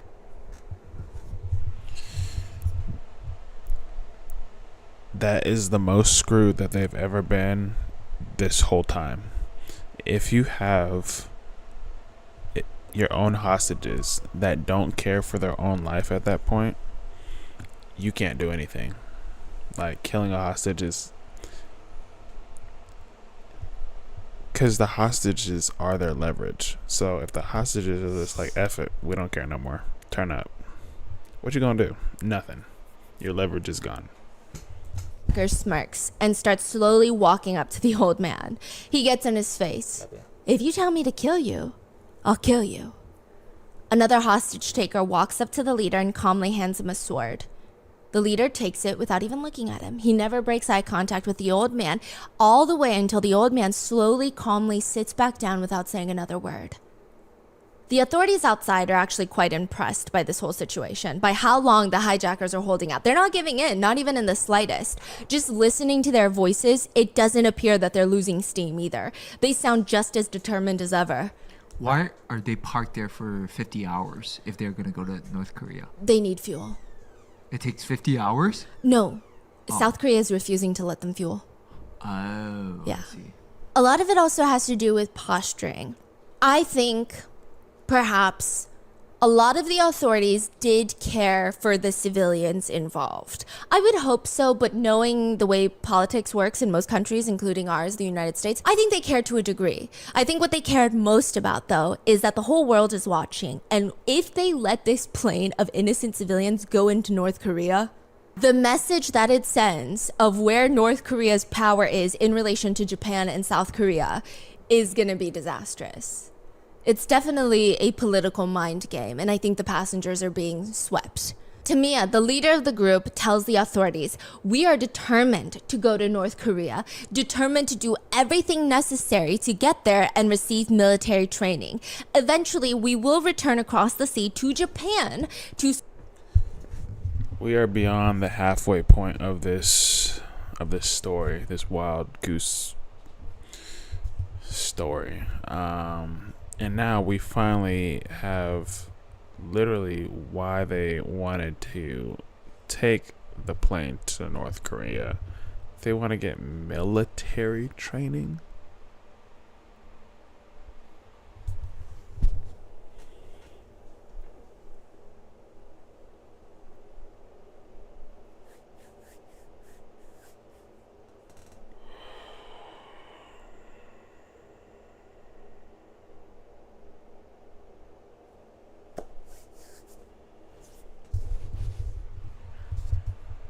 I don't believe that they can even get through PE in middle school at this point. But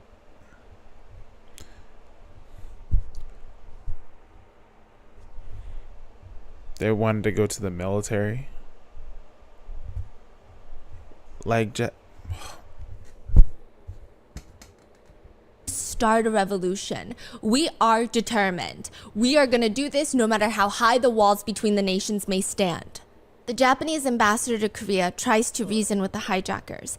Do not make light of your lives. You are all still so young. You should think about the future and not act so rashly. We cannot trust the words of some lying diplomat. And do the North Koreans know that you're coming? Silence. We have not made contact. More silence. Because they're going to go into North Korea without a plan, without knowing about Kim Il-sung, if he's going to open their arms to them or if he's going to kill them. The ambassador gets stopped by his assistant, and all the Japanese official, almost in tandem, stop what they're doing and listen. They have all just been informed. North Korea has made contact with Japan. What? Again, this is so incredibly rare. They have no diplomatic relations. They don't have ambassadors for each other. The message is sent by North Korea. The safety of the aircraft through our airspace is guaranteed. All aboard the aircraft will be treated humanely, and the aircraft will be returned. North Korea is willing to take the hijackers in. What does that even mean? What about the hostages? Exactly. What does that even mean? Yeah.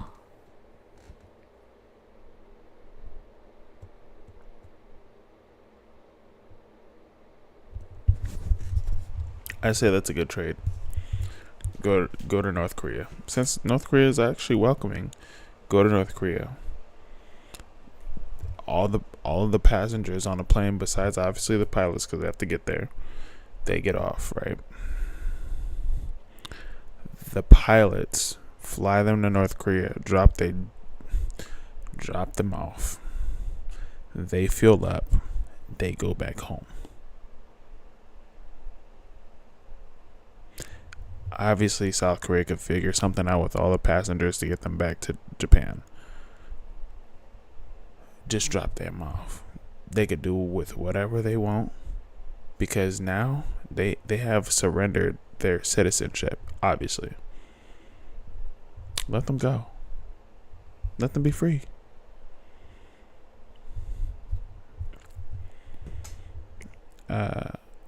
Even living over as a civilian over there ain't too pretty. So, regardless, let them go. You know what I'm saying? Japan has to do something. If North Korea assures them that the flight is going to be safe, then the best choice would to let them go to North Korea, right? I mean, them as in the hijackers, not the civilians. They cannot let 99 civilians go into North Korea. That's crazy. The negotiations are still on. One life in exchange for all the rest. Take the Vice Minister of Transport with you into North Korea and give up all the civilians. It's easier to control one person than it is to control 99 people. Then and only then can the plane get refueled and head straight into Pyongyang. But also, the guy who's the Minister of Transport, yes. You think that's like him willingly? Yes. Really? He offered himself up, and I do think that there is some context to be had here. In America, I think it's a little bit different. In places like Japan, and I would say a lot more of the Eastern countries, it's almost his career is over unless he does something. Oh, this is basically his fault, you were saying? Yes, they're going to say it's his fault for not protecting his constituents. Wow. So he's never going to get reelected. His career is over. This is a failure on his part. He let it happen. Okay, so unless he offers 99 lives is already on him. Yes. Okay. Whereas I think it maybe in places like the US, it wouldn't be on these people. It'd just be like, okay, you either handled it well or poorly. But it wouldn't. Yeah. I slightly forgot about that, because that still is also a sign of weakness, and because teenagers took a plane, hijack a plane, was able to literally have everything kind of go in their favor, and all Japan could do is allow it to happen.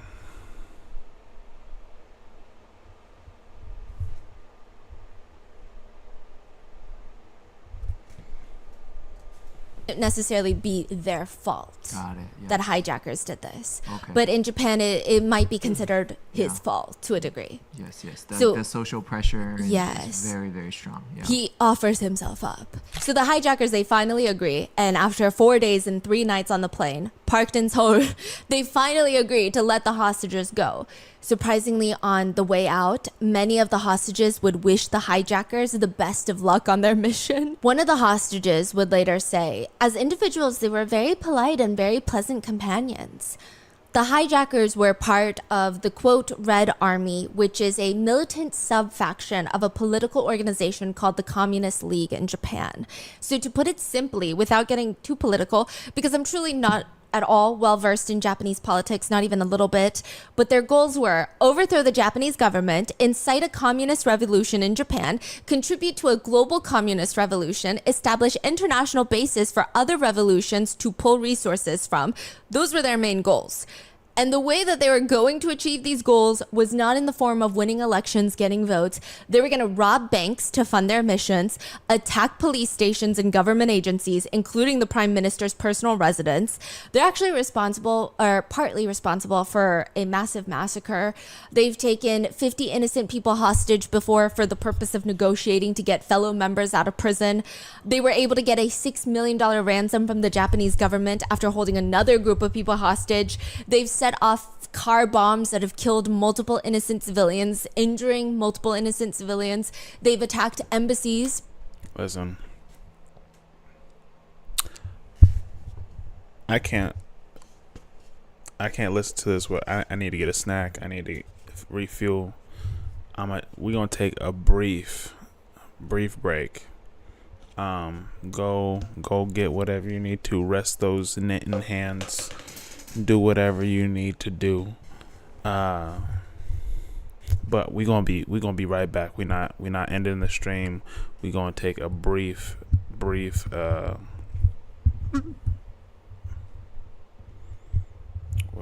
am I trying to say? What's halftime? Halftime break. It's not even halftime. I don't feel like. But we're gonna take a little brief break. Probably 5-6 minutes. I gotta get some ice. Gotta get a little snacky snack. Gotta refuel. And my wife is going to work. She's pulling a late night shift, so I gotta say goodbye to her as well. So I'll be right back. I got you guys on a cliffhanger. Yeah. Rest your knitting. Yeah, get them cats right. All right, we'll be right back. All right, we not ending stream. We gonna press on through this whole thing for sure. We are. Let me put my little mic right here.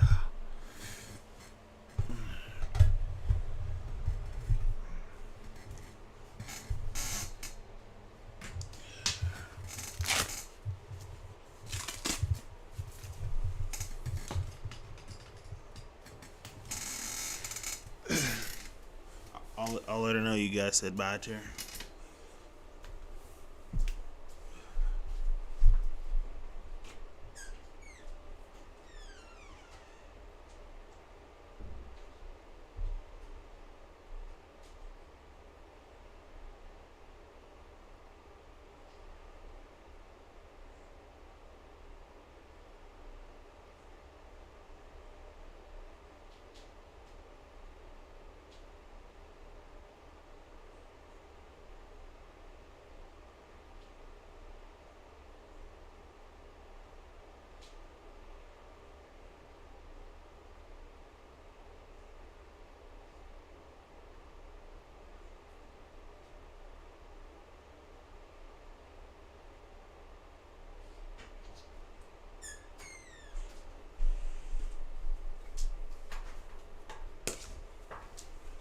I wound up and forgot my cup and everything.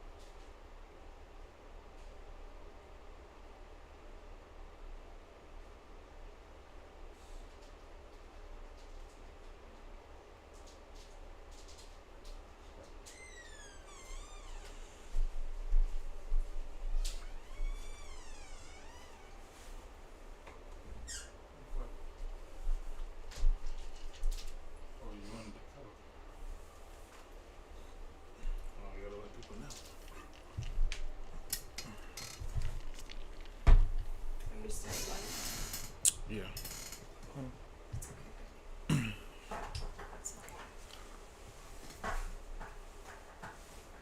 They said have a good night.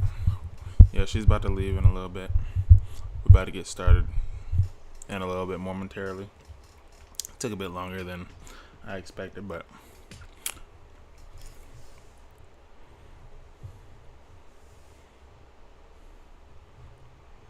let's see.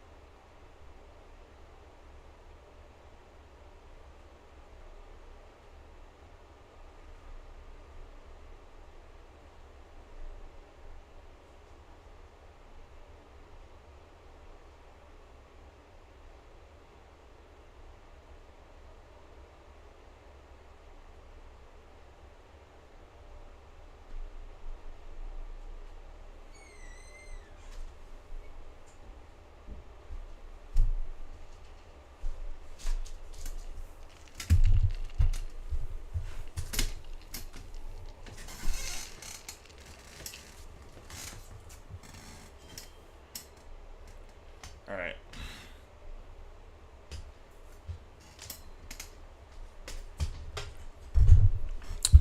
We are back in action. Needed extra love and support for me, lady. She did not want to go today, but hey, we all gotta do what we gotta do. So I had to give her extra cuddles, extra love. You know what I mean? Yo, Sable, come on, in the building. Yo. So we had to take a brief break. We back at it. Hopefully you got your snacks and whatever. I had my little snack. It was like some fries and buffalo chicken tenders. Gas. That's all I gotta say is gas. So delicious.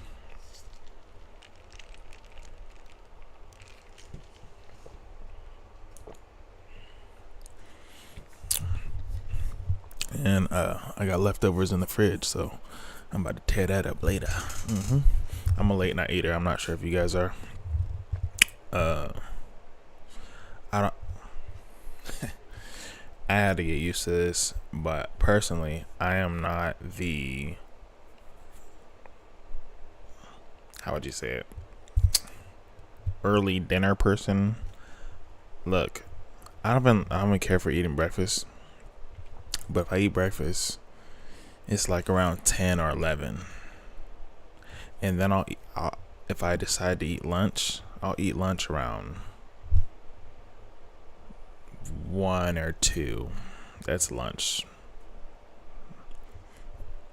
And then if I decide that, well, not decide, I'll have dinner.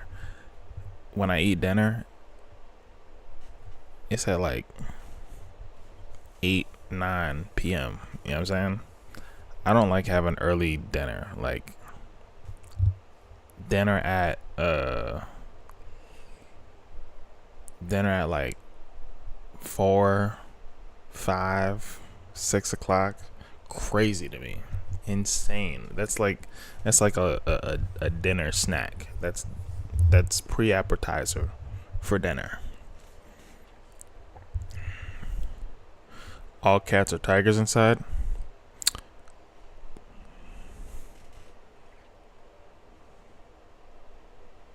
Have you seen a tiger's eyes? I don't think. Listen, a tiger's eyes is probably the most intense set of eyes you'll ever see, ever. So let's compare them. Compare a cat's eyes to tiger's eyes.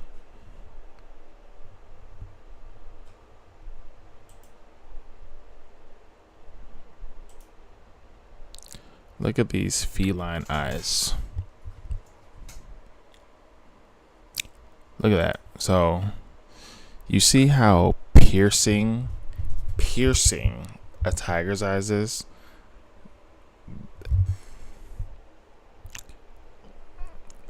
A cat doesn't have that same effect. Cat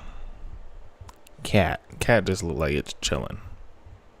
That tiger look like it's gonna rip your guts out for sure.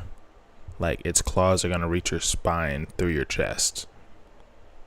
The cat's just like, when are you gonna feed me again? You know what I'm saying? I pooped on your forehead. What you gonna do about it? Like, that's cat vibes. Tiger. The tiger? Stop it. You must have never seen Jungle Book. That's actually one of my gamer tags on like, well, it used to be my gamer tag, but it's actually still one of my Instagram names is Sharkon or Sharkon, however you want to pronounce it, but King Sharkon. Like, these aren't the same. We're not, you know what I mean? We're not talking about the same feline.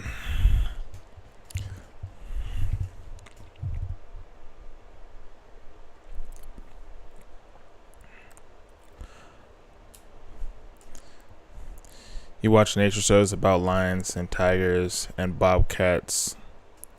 Well, that's a tiny little fur baby on a mini scale. I could accept that. Cat is considered the most vicious animal in the world because it's not truly domesticated.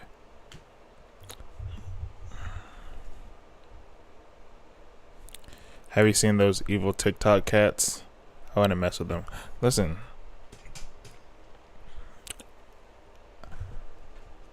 There would be no way I could keep a cat that just like did its own thing. There's no way. I would treat it like a dog. Like, it's gonna have a leash. We're going on a walk. And I've seen cats like that where people have cat dogs. Or dogs, or cats that act like dogs. I think that's fire, but I kinda get full cat mode.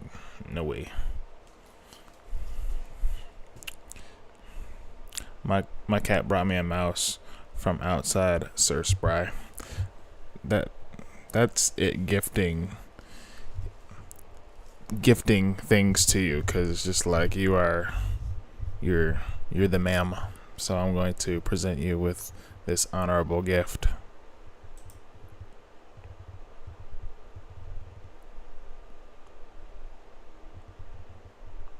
Yeah, man, I could only imagine like the last thing is you see this tiger's eyes and like you're just it's wraps for you. You're cooked.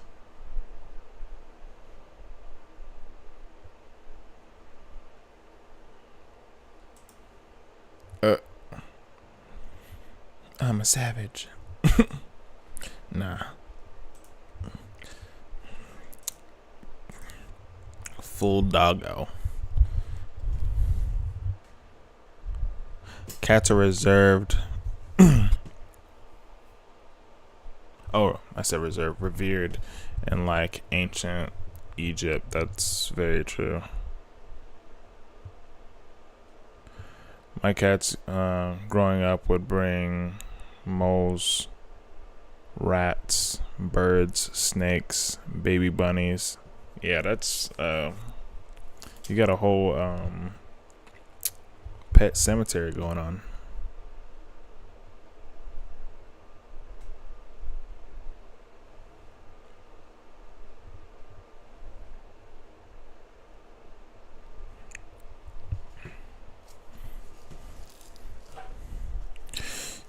Yeah, cats are definitely something else there.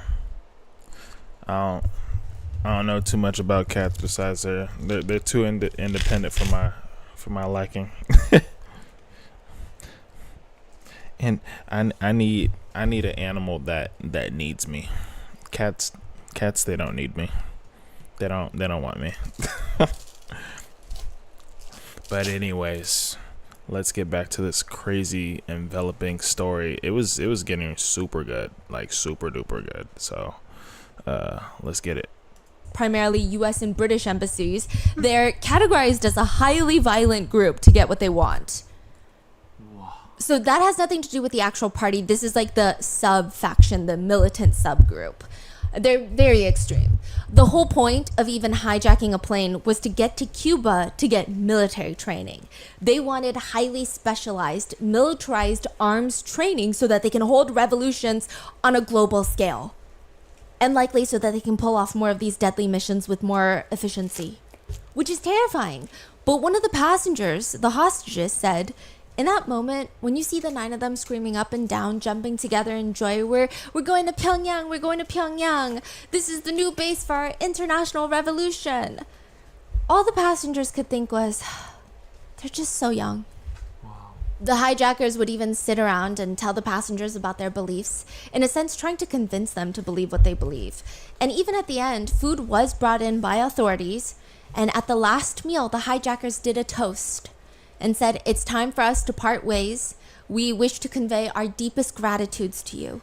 Thank you, everyone. Sorry for being such a burden. Let's have a little farewell celebration.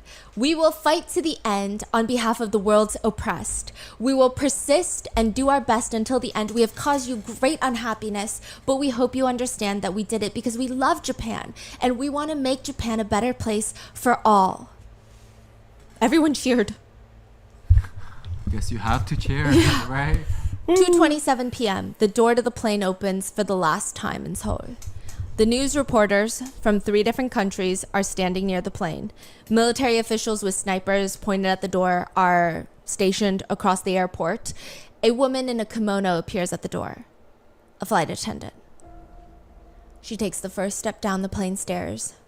Then, a man in a suit comes out behind her, and slowly, one by one, the passengers start making their way down the stairs, and the minute that they touch the ground off the steps, the reporters start cheering, getting louder with each person that steps onto the ground. When about half the hostages are released, the whole tarmac goes silent. Because this was all agreed upon between the 2 parties, the hijackers and the authorities. At that moment, a hijacker appears at the top, one of the 9. And then I'm just going to call the vice minister, just the vice minister from now on, but he is the vice minister of transport. You get it. The vice minister shows up at the bottom. They both stare at each other. Yamamura said this before climbing up the stairs. He said, "To tell you the truth, my legs were shaking." The hijacker takes 1 step. Vice minister takes 1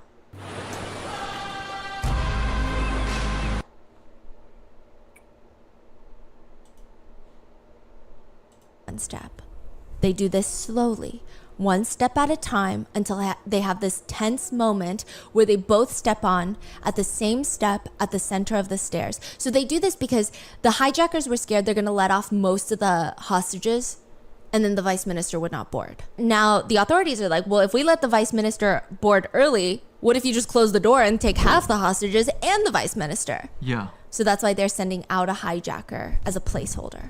What is that person gonna do? He's going to go back onto the plane once the rest of the hostages are released. So it's like an insurance policy for both sides. Yeah, okay. Now, they have this very tense moment where they both step onto the same step at the middle of the stairs. And then they walk past each other. And they're listening from behind. And when they hear the other party take a step, they take a step. And now the hijackers, They still bowed when he came through. That's kind of crazy. There's still like some form of, respect because of your elders, and that's crazy. party take a step, they take a step. And now the hijackers, they have one of their own outside the plane, and the government officials have one of their own inside the plane. That's how you exchange hostages. Once the vice minister is tied up in a seat, most of the other hostages are let out one by one until the very last one. He appears at the top, and the hijacker appears at the bottom. And they do the same thing. So by the end of it, all the hostages are out, and the hijacker and the vice minister are back in. You say the vice minister came back out? No. The last hostage. Oh, the last Does that make sense? So Yeah, half the yeah. hostages, then they exchange a vice minister for the hijacker. Then the last hostage and the hijacker swap. Do a swap. Yeah. Yes. Wow. So another very tense meeting happens, and when they step on the same step in the middle of the stairs, the hostage looks at the hostage taker and says, "Take care of yourself, okay? Keep a sharp eye. Keep a sharp eye." The hijacker says, "Okay, until we meet again." They both smile and watch each other walk away. So polite, huh? Yeah. The hostage exchange was now complete. The plane positioned itself, and 83 hours after being hijacked, they were now departing for North Korea. After all that time, nobody taking a shower or whatever, plane full of poop.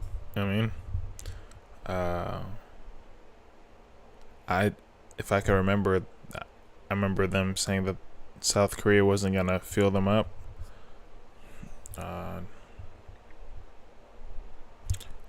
But my point of saying all that is, my boy was still looking clean. One of the he was looking like he just ready for the night. I still believe they all stink though, for sure. I don't think they've taken a shower or anything. And like I said, their plane is backed up full of poop right now. It's a flying piece of crap. Korea. Some of the hostages even took out their handkerchiefs to wave them at the plane that was flying away. What about the pilots? The pilots are in there. Yeah. Do we know how many? 2 pilots and I think another crew member. So they still have 3 more hostage. Yes. Wow. Yes. For everyone else, the authorities watching them taking off, getting higher and higher in the sky, it's a grim moment, mainly because nobody knows. Nobody knows what's going to happen in North Korea, but also nobody knows what's going to happen to the vice minister. And nobody knows that all the weapons that the hijackers were threatening them with were fake? just toys.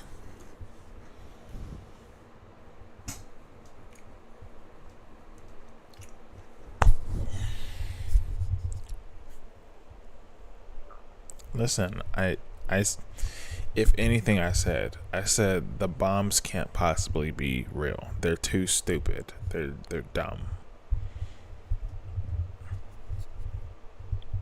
I said possibly, if anything is real, be the guns. Not even the guns were real.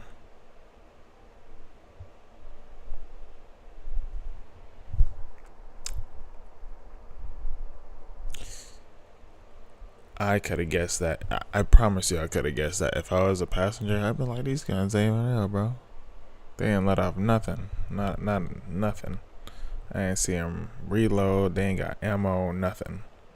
I would have been known that.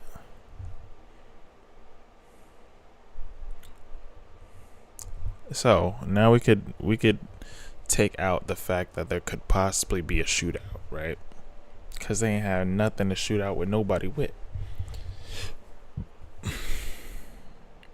Now they supposedly have samurai swords. Those could be props as well. It's fake knife? Fake knives, Oh. fake bombs, fake everything. Everything was fake. It was all a lie, like I said. A young woman in Japan is sitting in front of a clairvoyant. She is desperate for some guidance at this point. She's felt this feeling of loss for the past few years of her life, and it just won't go away. And the clairvoyant tells her, soon, before you turn 30, your fortune will change. You will find love. You will get married. Yes, but how likely even is that? For the past almost decade, okay, no, more like 8 years, her fortune has been decidedly okay? Her boyfriend, the one she met while working as a nurse at Tokyo University, the one that she fell in love with almost instantly, it was so sudden. She said the minute that she laid eyes on him, she was ready to trust him with her entire life. Her boyfriend, that guy, he's in North Korea and he hasn't written a single letter. She has no idea what he's been doing, if he's moved on, if he still thinks about her, nothing. She doesn't even know if he's alive. Side note, he didn't even tell her that he was going to take a plane hostage in case she reported him. He just told her that he's not going to see her for a year or two, but she should pay attention to the news. That's it. And then he hijacked a commercial airplane. But this is the sign that she needs from the clairvoyant to somehow, to do whatever it takes, get herself to North Korea to marry the man she loves. One of the 9 plane hijackers. Because why? She loves him? Yes. Wow, that's some next level. Love. Yeah. There was a lot of conversation. That ain't love, man. Don't try to mix your obsession or your craziness, your infatuation with somebody with love. That's stupid. That is so dumb. That's so dumb. That's so dumb. That everybody's dumb. Everybody in this whole story is dumb. Everybody is dumb. The plain dumb. You know what I'm saying? Conversation of if South Korea had not let them land in Seoul, would things have played out differently? Probably. It said that Kim Il-sung's favorite thing about this whole situation was it was a massive slap in the face to the Western countries. Well, some of them. First of all, the hostage situation made international news. And to think that 3 countries, allegedly, Japan, South Korea, and probably the United States, could not offer the hijackers something, could not force them or negotiate with them. The fact that the hijackers didn't even want to be there in the first place. They didn't want to be in Japan. They don't like Japan. They want to hold a revolution. They don't like South Korea. They don't want to be in South Korea. They they want to be in North Korea, that's the biggest win. It's free, natural, easy propaganda for the world. So back when Kim Il-sung was running North Korea it wasn't what it is today. A lot of people felt sympathy for North Korea. There were a lot of people who actually understood why he might do something like this. Said it's all a fever dream. Nope, it's a cult.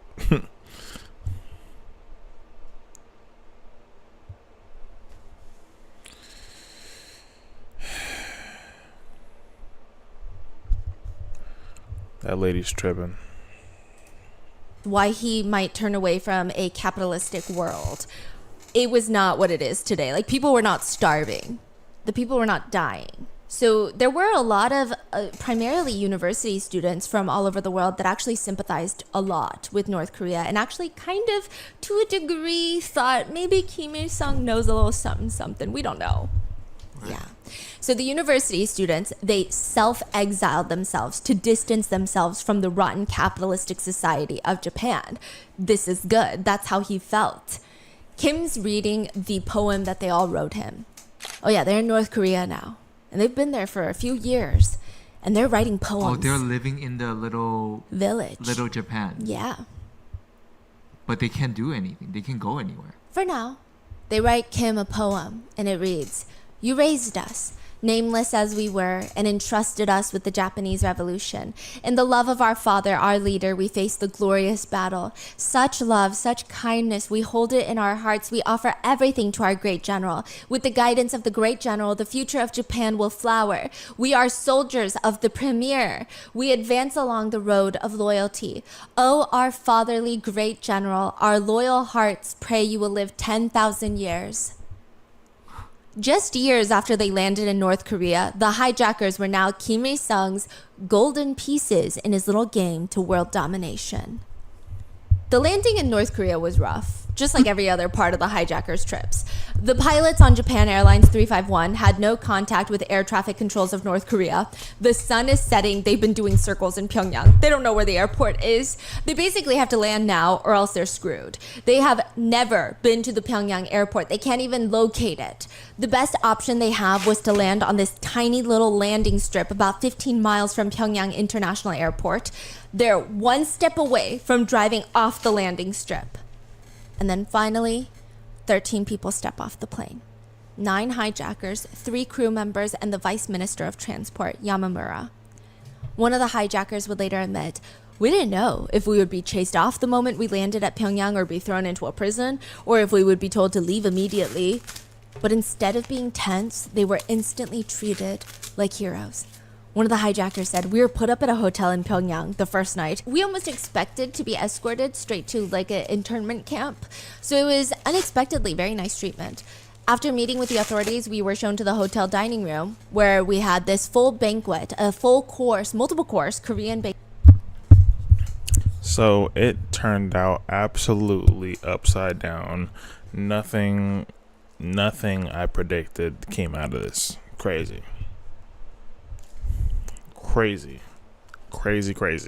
Banquet. I have never eaten at such a banquet before in my life. The crew members, the vice minister, were allowed to fly back to Japan after being wined and dined for a few days. But they had to kickstart their own plane. Okay, so to put it simply, North Korea did not have a battery starter for a Boeing plane at their disposal. Japan was frantically trying to send one, but North Korea was like, "You cannot be sending shit from Japan to us." So they were trying to get one into Moscow, then import it into North Korea because it was a whole thing. But eventually the crew were so desperate to get out of there, the 2 pilots and the additional crew member, they found a car battery, used a local compressed air cylinder, and kickstarted the plane's battery themselves. They're like, "We got to get out of here." They left? 4 of them they left? Yes. Wow. They flew back to Japan. Their coming home was a huge deal. It was seen as a very positive thing. And in the minds of most Japanese people in the world, the hijacking situation was over. News cycles are moving on. There's really nothing more to the story. The Japanese government did try to extradite and are still trying to extradite the hijackers out of North Korea, but North Korea would reject all of their requests, and they would very richly say, "We just don't think it's humane what Japan might do to the hijackers, so we're going to keep them here. We are protecting them from their own government." do we know if the 9 people are still alive or? A few of them are dead.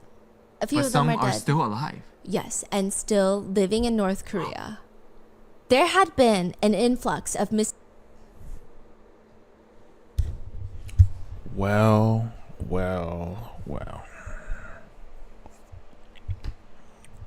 They old as dirt now. They can't do a damn thing. Nothing. Everything went right, but in such, well, everything went wrong in such a peaceful way for them, I believe. I mean, as peaceful as you could get going to North Korea on a hijacked aircraft. You know what I mean? So they're village people. They traded over already being in a very, very, very posh position in their life to be probably like barely making it as villagers. They had to turn their whole place into like Animal Crossing or something. I was right. They left the kids there, but not in prison. They're not kids no more. missing women in Japan. And there were rumors about this, but nobody could really confirm it. These missing women all had a few things in common. At Harbor Freight, we're committed to keeping our quality high and our prices low. We've managed to cut out the middle. Common. They were all unmarried, without children, and they all, to a degree, either sympathized with North Korean ideologies or believed in it. They were all part of groups or social clubs that read the teachings of Kim Il-sung, and they all vanished on an overseas trip to Europe. Just vanished, without a trace. They left nothing behind, not even a single suitcase, not a single item of clothing, just disappeared. Coincidentally, around the time during a press conference, Kim Il-sung was asked about the hijackers that are still in North Korea. This is like years after the hijacking. Nobody's heard from the hijackers. They've made no contact with the world. Obviously. Yeah, they turned into Animal Crossing. That's where Animal Crossing got it from. Them. People have questions. Are they still alive? What's going on? Why aren't you letting them go back to Japan? How long are you going to keep them? Do they even want to stay here? What are they doing? Where are they living? But of course, they can't ask any of that. Instead, they just try to bring up some of the hijackers, and Kim Il-sung, without any sort of prompting, just responds. The hijackers say they wish to return to Japan, but if they do, they would have to stand trial. In Korea, we have a saying, after 10 years, even rivers and mountains change. I think their feelings might have changed too. In many ways, they're married now to Japanese. Keep them there. Hey, I'm curious about that lady that's just like, I'm gonna go to North Korea and go marry it. Alright. These women, and with children. It's been a long time, so I would say to Japan, please consider dropping all the charges against them. The headlines all over Japan would read, "Missing women are wives of hijackers." Wait, what? Oh yeah, we'll get there. It is speculated that Kim Il-sung held a secret operation called Operation Marriage, where North Korean operatives allegedly kidnapped Japanese women and forced them to get married to the hijackers in one massive wedding ceremony of 9 couples. He lets them live in this massive gated compound called Little Japan, but soon they would later call it the Village of Revolution. Because the part that's fascinating is, why would Kim Il-sung care at all about whether these men get married or not? Or care about these men at all in general? One of the guys writes in his diary, "There are probably people who are angry that we got married, but I think men ought to marry. Men and women too should get married. If you're engaged with something that gets in the way of your getting married, I think you'll eventually lose interest in it." Wait, what is he talking about? Isn't he just being held captive in North Korea? So at this point, within a few years of being in North Korea, whether it was out of necessity or pure interest or both, the hijackers start turning their interest into North Korea. Their revolution was no longer about Japan. It was about uniting North and South Korea under Kim Il-sung's rule. And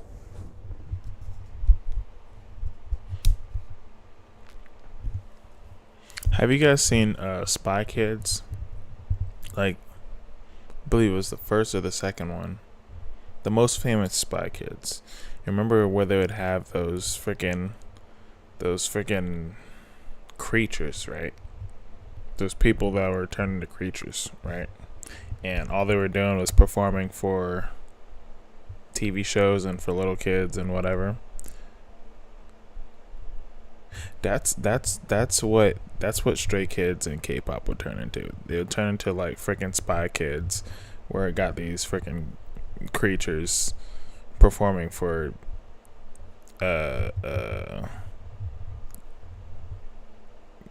Cameron and his liking.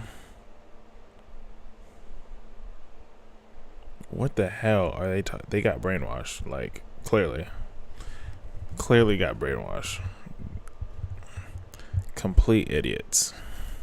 And since that moment, the hijackers are moved from the hotel to their own little village. They go through a series of indoctrinations, brainwashing sessions, where they... Dog, I can't make this up. I'm real life Jimmy Neutron. Brain blast. You know what I'm saying? I can do that.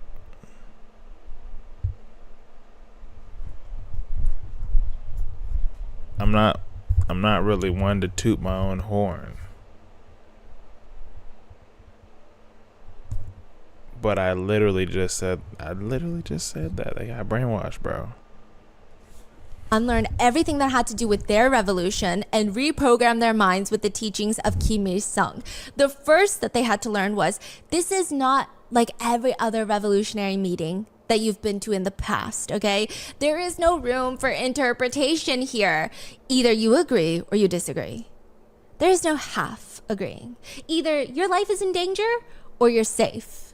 There's no middle ground where you're like, kind of skirting the edge of danger. And now their new mission is, yes, hold a revolution in Japan where Kim Il-sung will take over, but also in South Korea and other parts of Europe. Kim Il-sung should honestly rule the world. Their whole point was to make sure North Korea has supporters all over the world. They can't do this if they're the only ones. Like 9 people, they're not going to change the world's views. They need to go into different countries, hold seminars, find groups of people that sympathize with the North, and like have this whole organization put together where they can all support Kim Il-sung's goals. And slowly they can start bringing in more and more countries. Kim Il-sung obviously agrees with their new vision because it's his vision, but believes that they need to have a family to really throw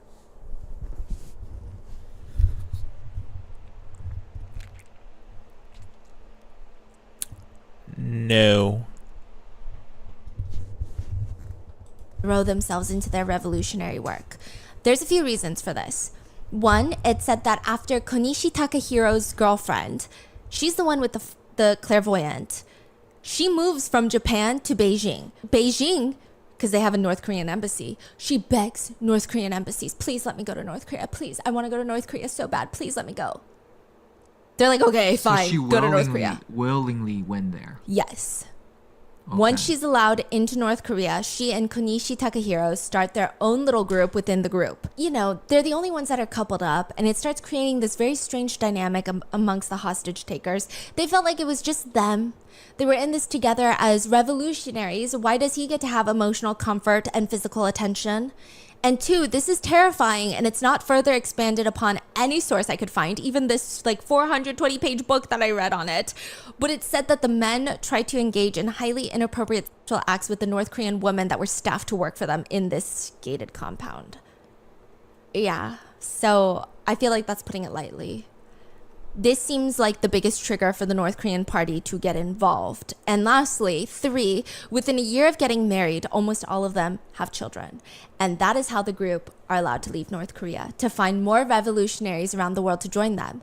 Kim Il-sung envisioned that the hijackers would go to Europe, all over Asia, find like-minded people and convince them, and they would have covert operatives across the world working for him, building their own teams of revolutionaries that are going to help Kim Il-sung take over their countries. But that means the hijackers would have to leave North Korea for these operations, but what's the insurance plan? How can Kim...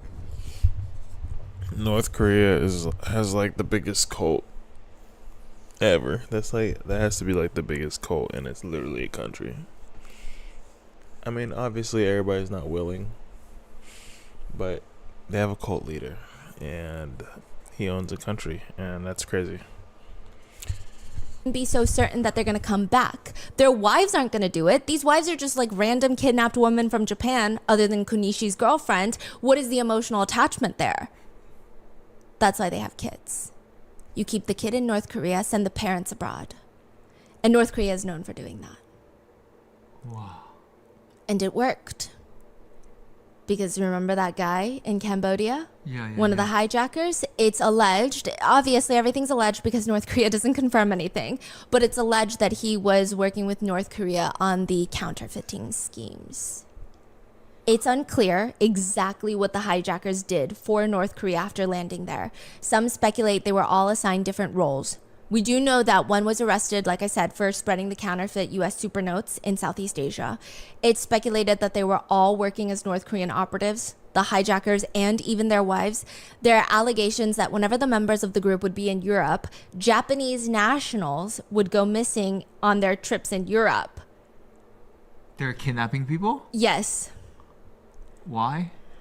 To turn them into like a... And this all comes full circle, but to turn them into basically... So I'm assuming the Japanese nationals that they kidnapped had some sort of sympathy for North Korea. So they're bringing them into North Korea to brainwash them further and create more operatives to send out. And the Japanese passport is stronger. Like you're not going to get into all the countries on a North Korean passport, even if it's a diplomacy passport. Right. So they want more Japanese... Yes.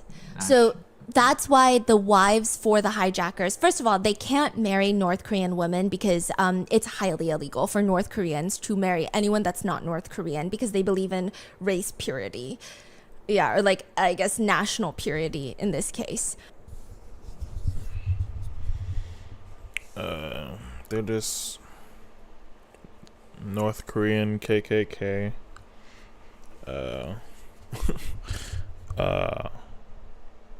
And a cult leader. Like people keep saying mess with South Korean military right now while BTS are still serving.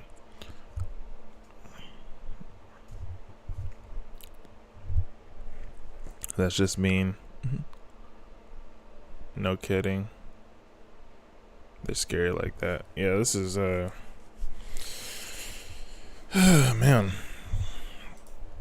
So they brought in Japanese wives, but also what they would do is they would send the Japanese wives with a North Korean diplomat passport out into these different countries, mainly Europe. And then once they get into Europe, they start using their Japanese passport to get into other countries and to move around.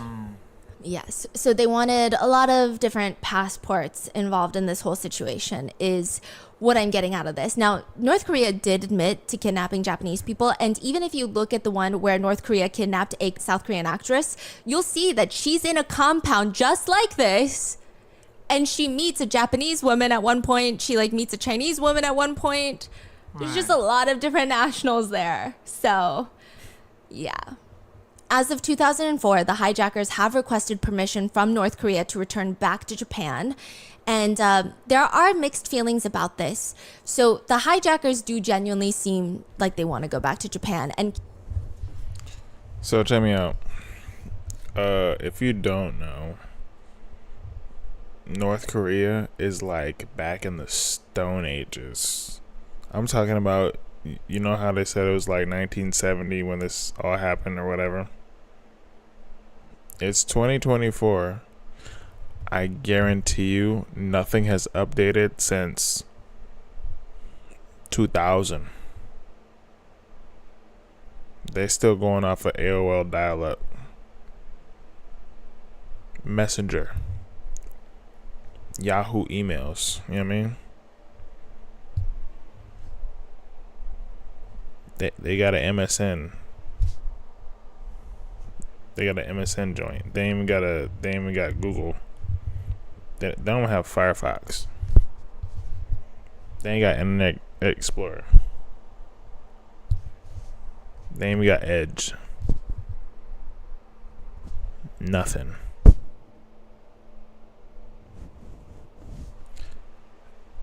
Their technology is absolute dookie water. Like their computers, I don't think they got flat screen monitors. like Stone Ages. They got the first iPod yesterday. It's funny they can make perfect counterfeit, but not passports. They believe their leader doesn't poop. That's crazy. Yeah.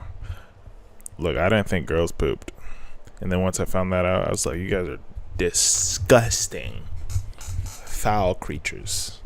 What has God made? Foul, disgusting. I didn't believe that women ever pooped. I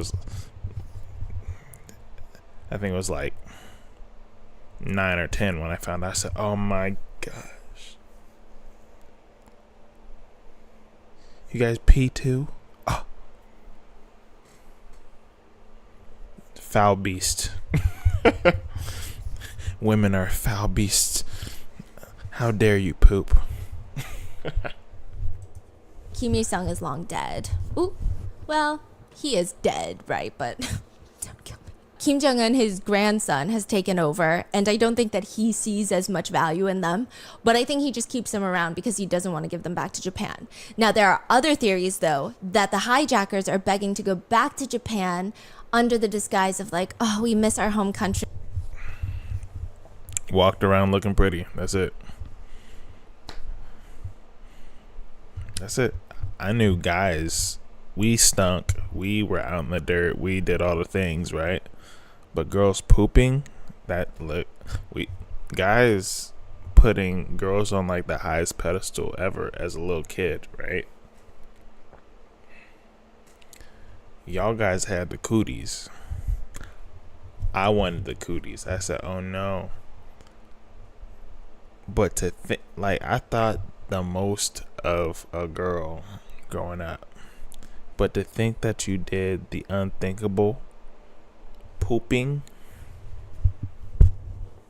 flipped my whole world upside down. I was just like, and then once I found out y'all didn't have wieners, I was like, you guys are freaking weird. But they're gonna try and start some stuff there. Wait, so right now they wanted to leave, but they're not allowed to leave. Yeah, North Korea won't let them leave. So far, there's no real answers. The Vice Minister of Transport, the one that exchanged his life for the passengers, he was actually scheduled to fly into Pyongyang, I would say maybe like a decade ago, for negotiations to swap the hijackers or to get them back. But hey, look, there's a lot of growing involved. Trust me, soon enough my dad showed me the anatomy of everybody and all the things, and talked about the birds and the bees, and yeah, I went to school looking at everybody weird. I was like, ew, everybody's nasty. Everybody. But cooties, I never ran from cooties. I acted like I ran from cooties though. I said, oh no, not the cooties. coincidentally, the day before he was scheduled to leave, his daughter suffered from a psychotic break and stabbed him to death with a kitchen knife. His daughter killed. Building your online business? I mean, when you're clearly getting brainwashed, you're gonna have like psychological issues, and it's gonna traumatically affect the kids. So I'm not surprised. Like, what are we talking about right now?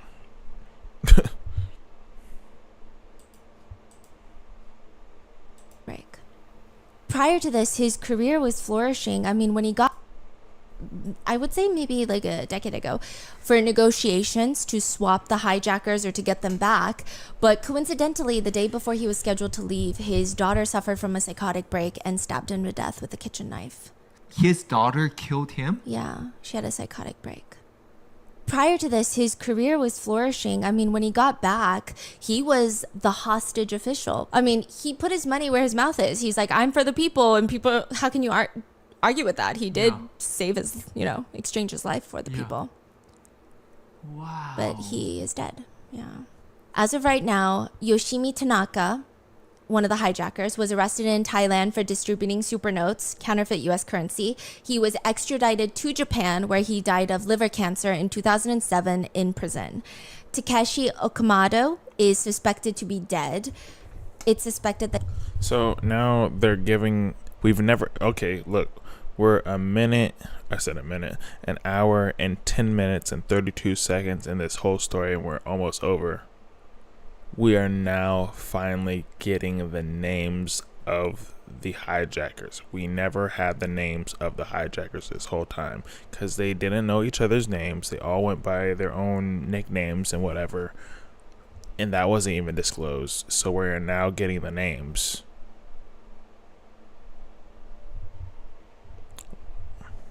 Listen, she had this information already. She could already name them. You know what I mean? She could have put names and numbers, how old they are, to these hijackers. But now we are finally knowing the names. And we've been on this stream longer than an hour. And we're finally getting names.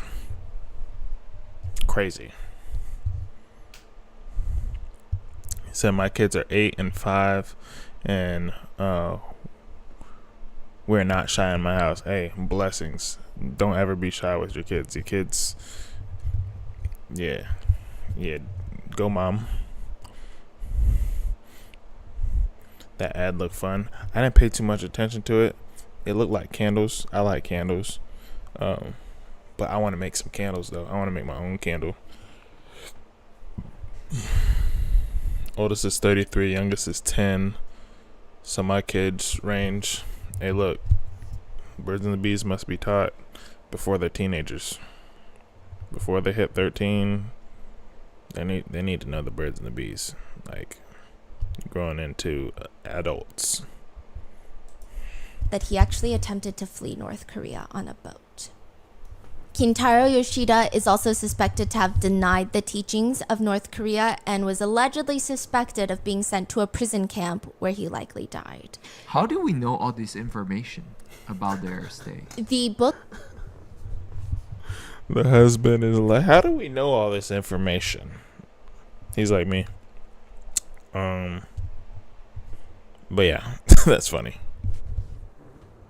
That I read, the author actually did multiple visits to North Korea, obviously with North Korea's permission, and he was interviewing the hijackers.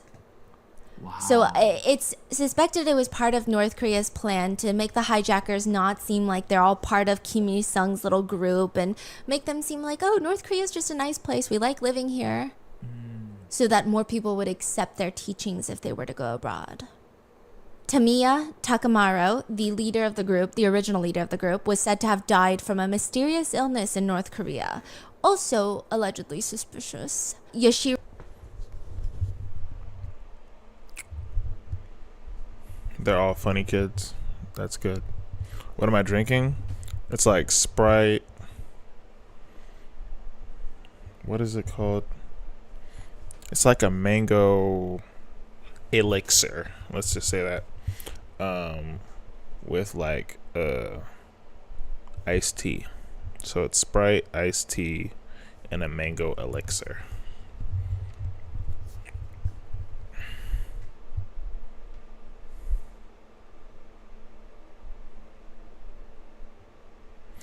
I believe that they're just, well, they said that the guy interviewed the hostages, but obviously the hostages could have they were brainwashed. So my guess is they're clear. I mean, she's going over it now. They're clearly, I believe, making it seem as if nothing happened and they're living a fine and dandy life. I don't know why they're trying to if they're trying to have people, turn to the ways of them or whatever, Kim. If you clearly have to hide what you're doing, obviously it's not good. I don't understand.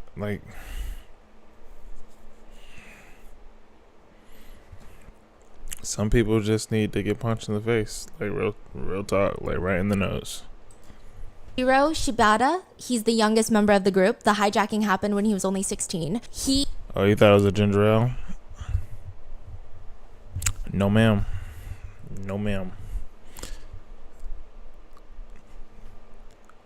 The first time I ever had ginger ale was terrible. It was terrible. I was in Virginia. I was visiting cousins. We were getting ready to go to Florida, road trip to Florida, to go to Orlando, to the resort, so then we could go to Disney World. It was a hot day. This house that we're in was like, it was like a mansion, but it was like it felt vacant because there wasn't much in there at all. Like, why are we in here? And why is my family here? Like, it wasn't Airbnb because this was a long time ago before Airbnb was a thing. But it was hot. There was like nothing in the fridge besides ginger ale. I was thirsty. The fridge wasn't even working. It was hot. Hot. I tasted what ginger ale tasted like, and it was hot. And I was thirsty. Dehydrated. I said, this bubbly lava is disgusting. I will never drink this ever again. Then my uncle was just like, have you ever had City Punch? I was like, oh, you guys got punch? Okay. What's that? What's City Punch? He walks over, goes to the sink, and turns it on. He's like, right from the city. If I wanted to punch anybody, it would be him first. Cause I said, the water couldn't even get cold. Lukewarm. So that, anytime when I think of ginger ale, I think about that moment and thinking about punching my uncle in the face. Every time someone says ginger ale, punch my uncle in the face. That's it. I'm triggered. He actually went to Japan to recruit people to North Korea, but he was arrested for forging a passport. He went under a fake passport. After his sentence, he stayed in Japan until he died in 2011.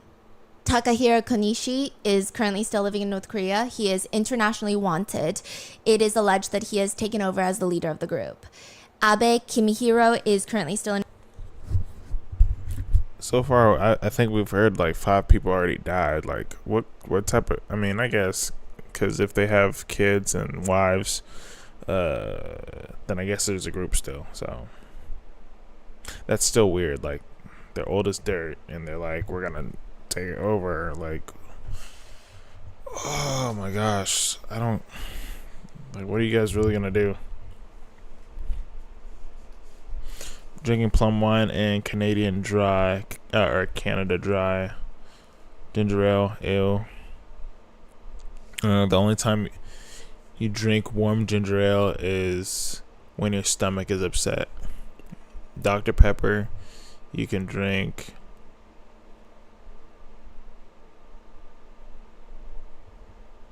But I think ginger ale can't drink that. I have never really been a fan of Dr. Pepper, Dr. Pibb, Pepsi, or Coca-Cola. I'm a root beer guy.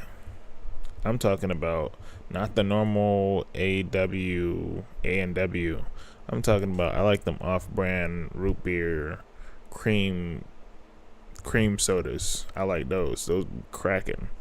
Those are my jam. They got the most bubbles in them. Yeah. In North Korea as well. He is wanted by Interpol for kidnapping Japanese people. Wakabayashi Moriaki also lives in North Korea as well. Shira Akagi also lives in North Korea. And if and when the remaining wives get back, they're facing 10 months in prison, while the husbands will probably face more than 10 years in prison for their crimes. They will be facing charges of assault with a deadly weapon, international kidnapping, theft of an airplane, and the crime of taking hostages. Back then, there was no crime of airplane hijacking, so they couldn't be charged with that. All of the children, however, of the hijackers have returned to Japan. Well, I guess it's not returned, but they now live in Japan. How did that happen? Yeah, I guess North Korea was like, yeah, just go. I think it became too many people. Wow. Yeah. The interesting thing to note, though, is the hijackers went through all of this because their whole belief, the reason that they even hijacked the plane to begin with, was one of it was based on having a classless society where wealth and resources were distributed very equally. But they were and are living the lives of the 0.01% in North Korea. They are literally the richest of the rich in North Korea. And it does not seem like they have a problem with class disparity anymore, as long as they're part of the group that gets to live comfortably. Wow. So much for their vision. Yeah. What? So they did all that just to not do what they said that they were gonna do.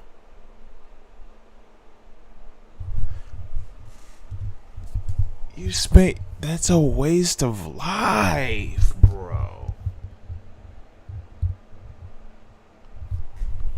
Listen, if and whatever you did in your life you thought it was a waste of time, them without internet, they wasted all kinds of time and wasted all kinds of everybody else's time on some bull crap.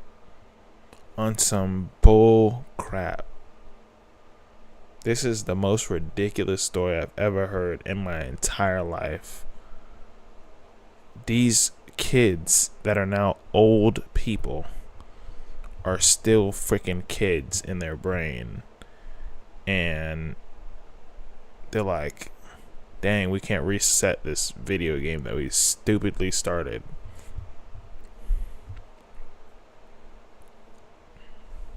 Yeah, root beer, cream soda, facts. It's up. A&W cream soda was the best growing up. I like A&W cream soda, don't get me wrong, but it's not the best cream soda.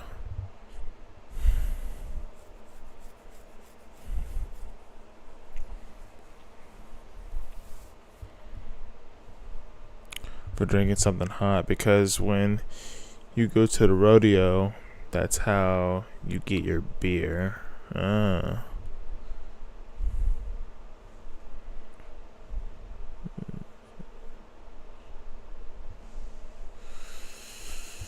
There's like you. I don't know what to say. What are your thoughts on this case? I'm just like, just feels unreal. I did not. Yeah, and who? What? Yeah, I don't even know what to say to this one. And the fact that they're still living in North Korea is crazy. See, this is what I say. You get what you ask for. And I feel like they probably have a lot of regrets on that one. Yeah. Yeah. I feel like if they really come out and share what happened in the last 20, 30 years. Oh my gosh. I don't think we're ready for that. That would be. Yeah. Yeah. I guarantee you, if they spent more time just even planning out, not even planning, if they just didn't do the bull crap, say that they're like, oh, it's a thought that we probably want to do, and they were just living life for like the next 5 or 6 years, I guarantee you,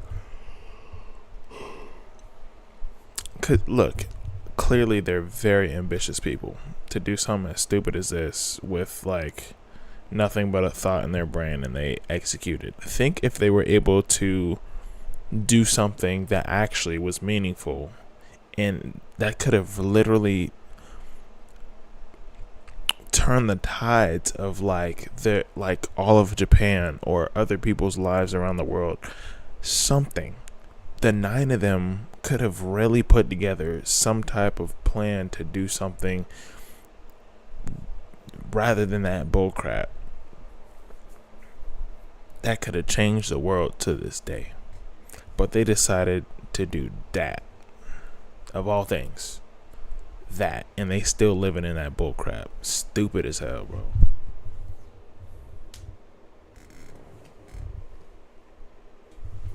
What is that? Zevia cream soda? Did I say that right? Zevia cream soda? I don't think I've had that. It's okay, but it's like 0 everything. That don't even sound good. That sound like it probably got the bubbles in like a watered down cream soda. That's my thought right now. I feel like we're touching like the surface of what truly went down. I imagine North Korea is not going to let them go for that reason. Right.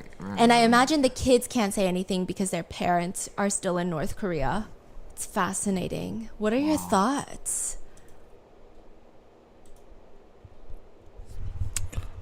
Ain't no time to think with all that bull crap, bro.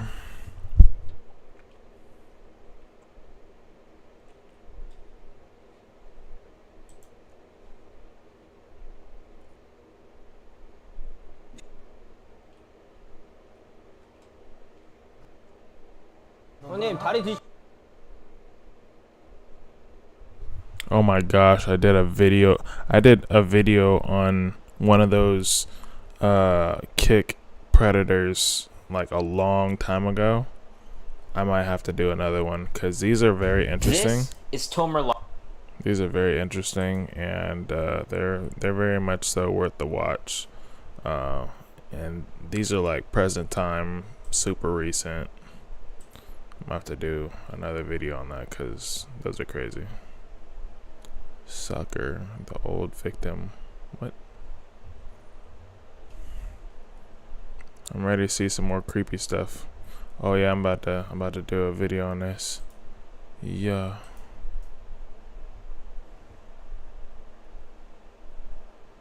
Mr. Beast is in some deep water for sure.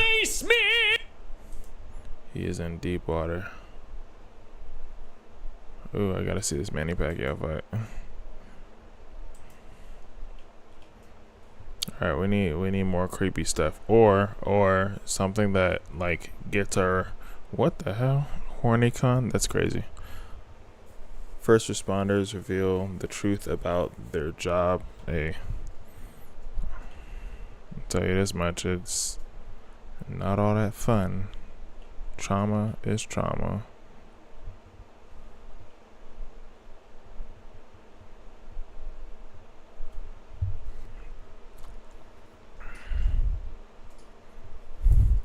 I watched a video on a woman who got put on North Korea put in North Korea, and man talked about it. Sad. It's good for people who can't have surgery, drinks, or avoid artificial colors. Oh, understood. Fever dream. What's Kick? Kick is a streaming platform like Twitch, but worse. It sucks. Twitch is like the better streaming platform. That's how I found out about the people believe Kim Jong-un doesn't poop. Ooh, who wants to hear about conspiracies? Who wants to do Listen, alright, so we could either hear like scary stories. We could do like different criminal whatever. We can, what did I just say? I said something and I forgot.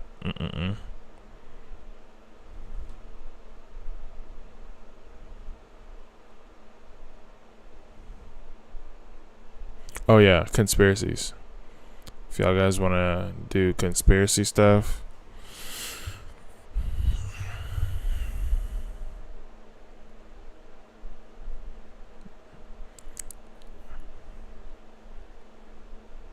oh, why are Koreans feeling, what is that? Why are Koreans feeling Korea? Highest suicide. Oh yeah, there's also that one. Oh wait, that looks like a cool little video. I'll probably check that out. At first, he almost looked like Yen Jin.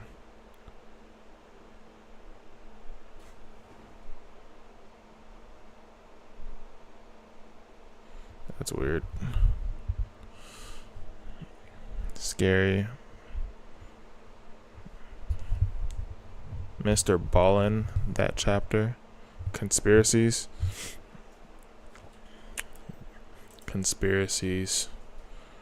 Let's see something.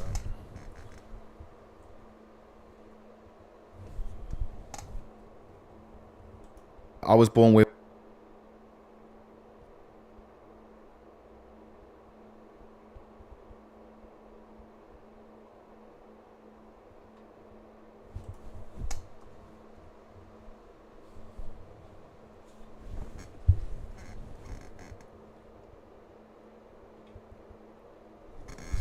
We got to do something specific. It got to be like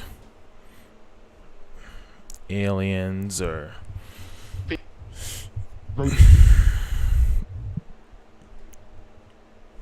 I probably know. I can't say every conspiracy. I know a lot. I know a lot of conspiracies, like a lot of them.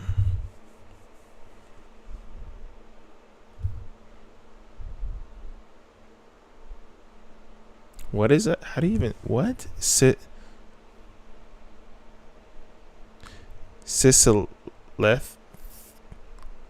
Lethan? What is that? Do y'all think Youngjin looks like MJ? Not at all. Like what?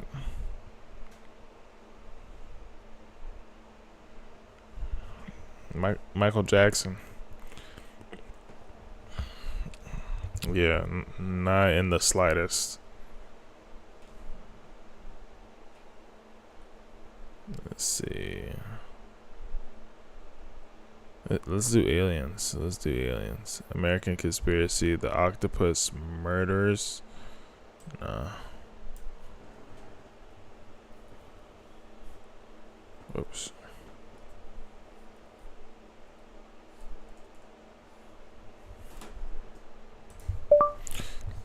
"2024 conspiracy aliens."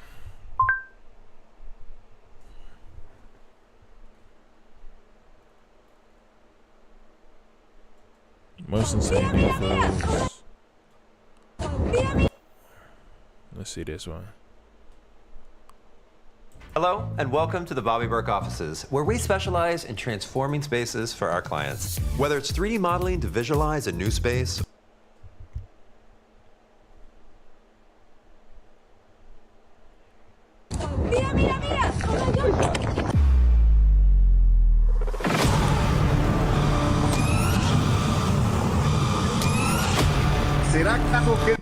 Y'all guys did hear about how the UFOs are like government projects, right?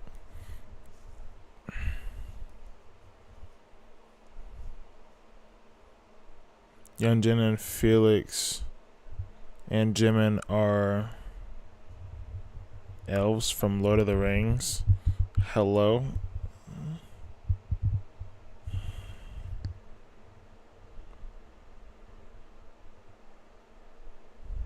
They've been put on the earth to make us believe in angels. You ain't gotta make me to believe in angels. I know angels are real, but aliens are interdimensional.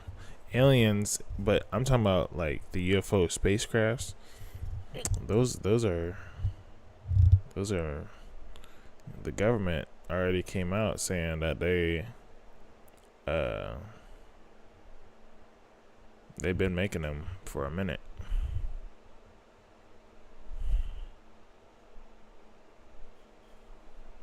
El proyecto Blue Beam.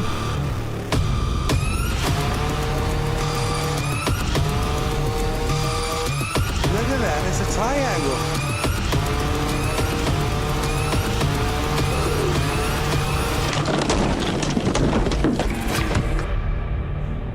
That is so. What the heck just fell through? I think the trailer pretty much says it all. Are you ready to see some insane? Poor cow. Gonna be made into burger patties.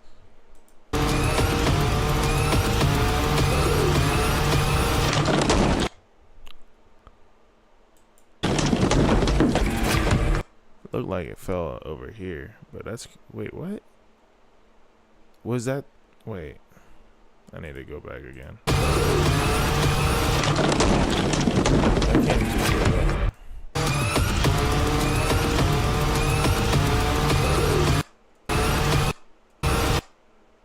Okay, so look. There's no cow. There's no cow. Cow. I didn't see the cow coming through the thing. I thought something landed on a cow. But that cow wasn't there. That cow got dropped off. That is so Listen, we could watch Courage the Cowardly Dog right now. Like, crazy. I think the trailer pretty much says it all. Are you ready to... I was watching UFO conspiracies yesterday. Turn up. According to certain family members, the reason we have Space Force is because the government has been asking for it for some time because of all the sightings, especially during the war. I'm gonna tell you like this. Are you listening? Listen. I'm gonna tell you like this.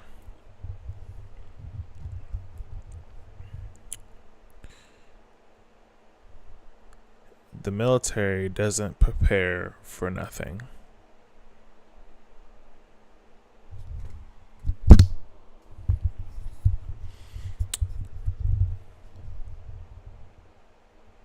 I'm gonna leave it at that.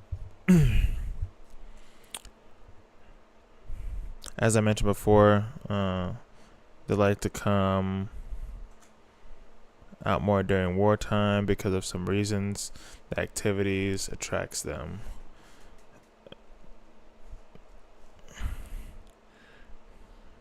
Guess he wasn't medium enough. Hey, you look thick enough for the buns I got. to see some insane recent UFO sightings? Good. Me too. In today's video, we have footage from all around the world, including places like Russia, Iran, Malaysia, China, and the US. Strange footage has been popping up everywhere in 2024. Some were even caught on camera as recent as 2 weeks ago. So here we go. If you're new to the channel, thanks for joining. Be sure to subscribe for more videos like this. And if you're not new to the channel, welcome back. Let's get this show on the road.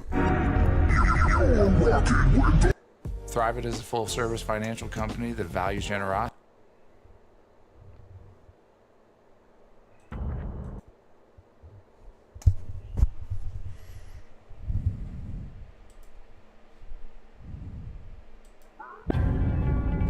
People online and social media are going insane about this next video. In Ibiza, July 29th, 2024, just 2 weeks ago, a strange UFO was sighted in the sky in broad daylight. Take a look.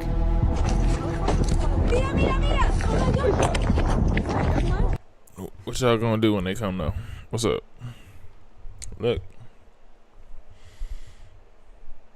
I have a. I'll say it's a theory. I have a theory.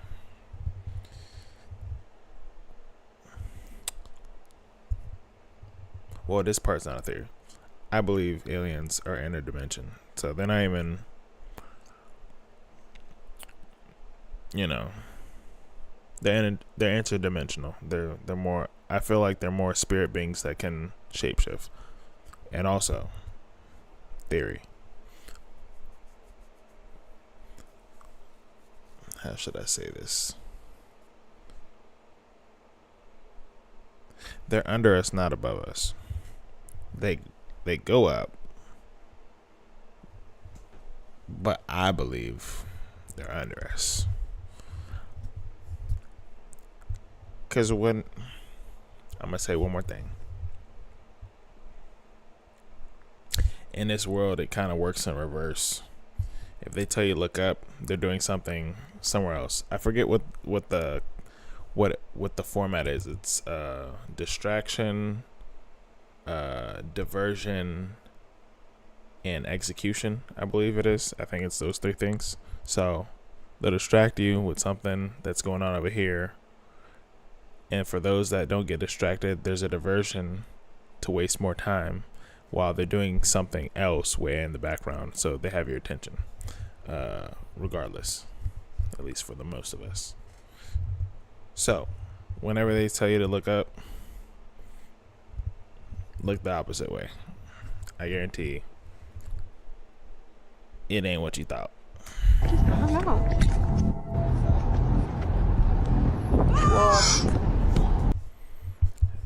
Sable. Sable. Sable. Sable.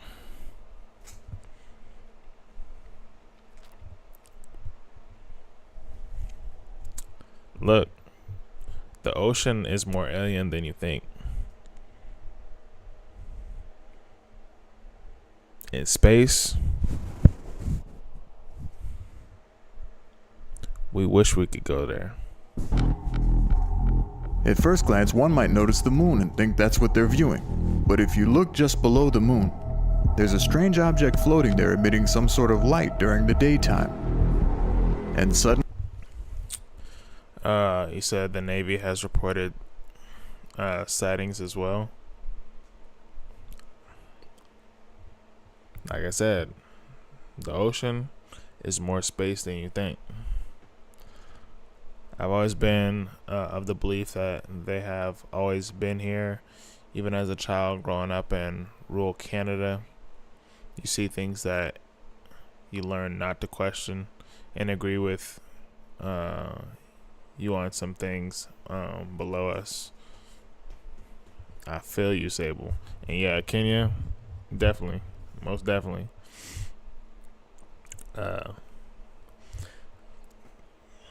You dig deeper, you'll understand there's only one of two sides.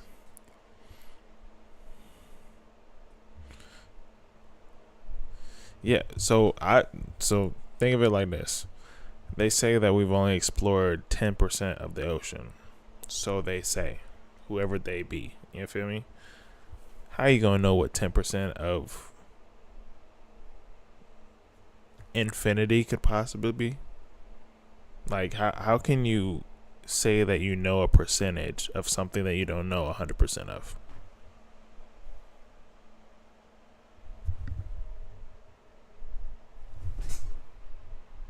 And there's a lot of it if we only know 10%.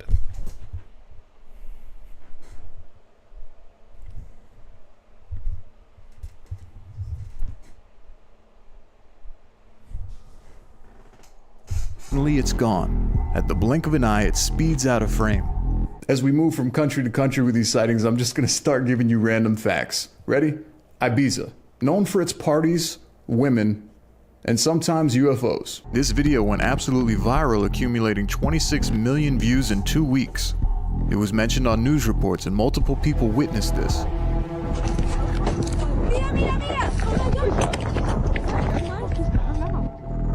So it makes you ask yourself, did these people on the beach actually just capture a UFO? What could they have possibly captured that could move at a speed like that? Luckily, there was someone there to capture it. And now the world has witnessed what they saw.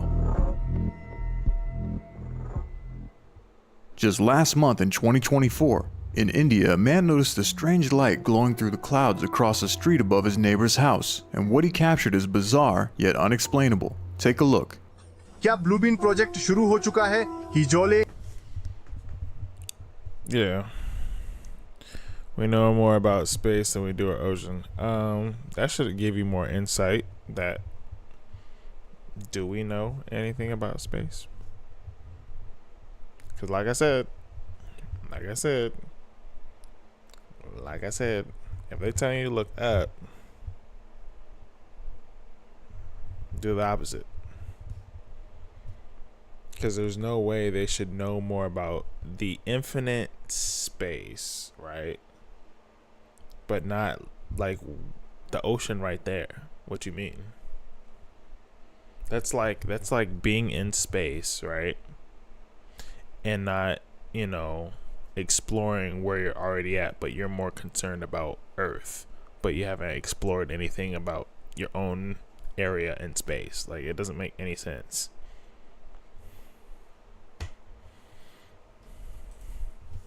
कभी-कभी सब कुछ विभिन्न digital प्लेटफार्मों पर दिखाई देता है. मेरा विश्वास करो, यह एक षड्यंत्र सिद्धांत की तरह लगता है और आज मेरा मानना है कि हम बहुत करीब हैं, लेकिन ऐसा नहीं है. A very bright light illuminates the sky, moving from right to left behind the telephone pole and wires.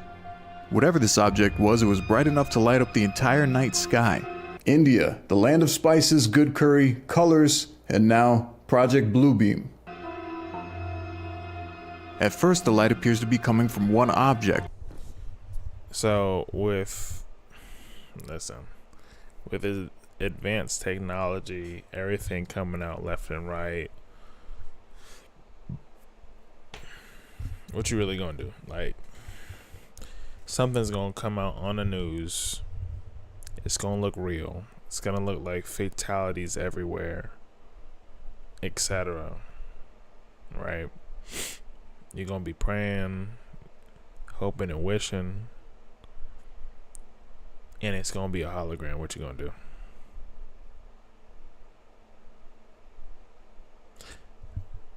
Nothing you can watch could ever be trusted anymore. AI is getting already too advanced already, to where they're getting down like small finite details. Like, people look real.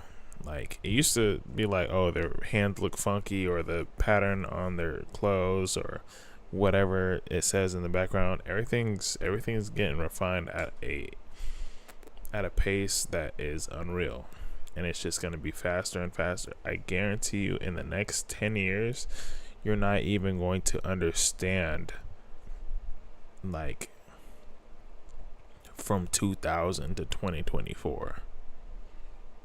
From 2024 to 2034, it's going to look like, man, and get right. That's all I gotta say. Get right. I've watched theories about ice walls too. Hey, like I said, they only know 10%.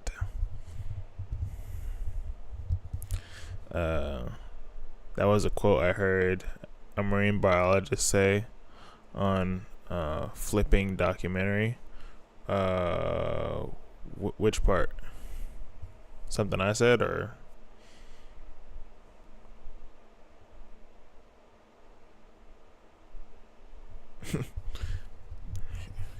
Definitely got to get right. And look, I just got my passport. I'm trying to, you know what I'm saying?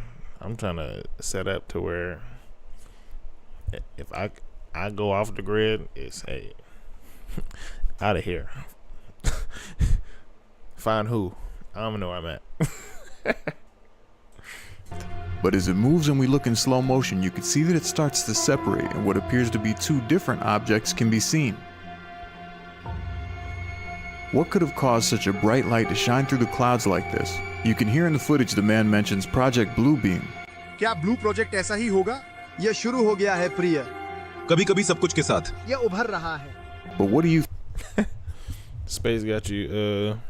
You can't even say tongue tied. It's all typing.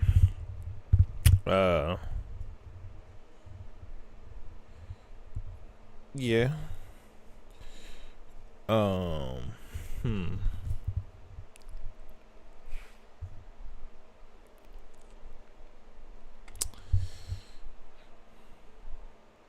I don't believe we ever went to space. Let's say it like that. I don't believe we ever went to space. Ever. Ever. Check me out. Here's a simple theory, right? Here's a simple theory. Because there's this, they would say it's conspiracy, but it's not a conspiracy. I don't want to hit you with too much, you know what I mean? But let's do this. So, I'm going to ask you a simple question. When you look in the sky, the starry sky, right?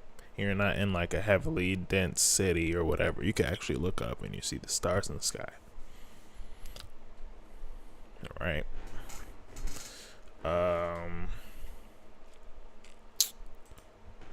Pictures of Earth from the moon. Now, these are like sources from NASA, right? We're on NASA right now. These, I mean, this shit looks fake as hell, bro. Let's actually go to NASA.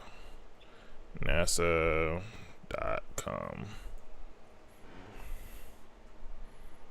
I guess we were on NASA. See, that's all right. NASA space pictures website. Is this the right? We're not even on the right bull crap, yo. What the hell is this? Click here for more inquiries. NASA space original. What the, bro? What is this? Okay. I want to know why you wouldn't. Okay.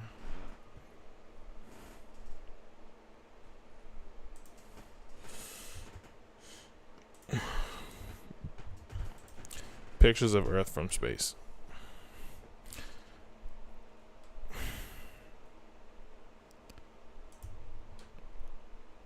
Supposedly that's what Earth looked like, right? Where the stars at, bro?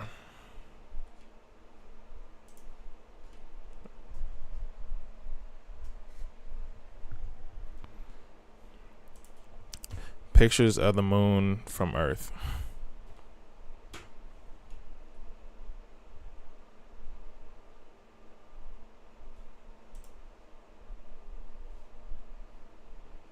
This should look dumb fake.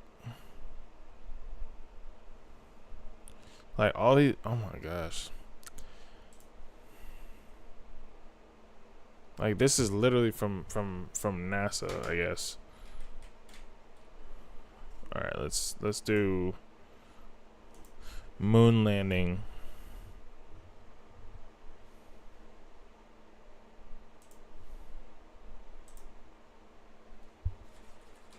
Where the stars at, bro? Where the stars at, bro? You always see the stars on the flag.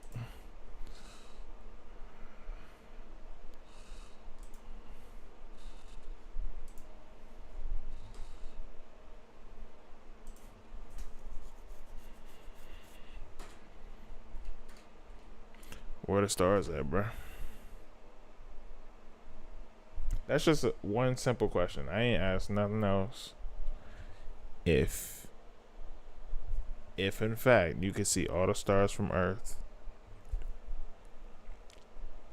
dead of night, compared to out in space where there's no light at all besides the sun and the stars itself. My catchphrase now is where the stars at, bro. Let me know. Oh, you don't see them? Okay. I thought so. Anti-ways.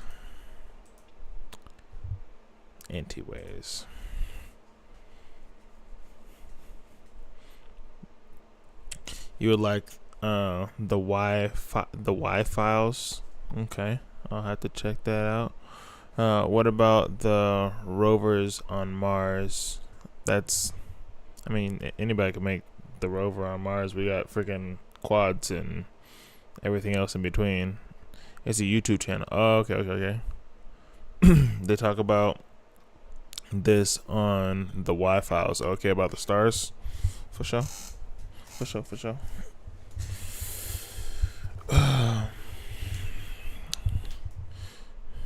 It was proven because of how reflective the moon's surface is, and the sun is so bright. That one's hard to believe.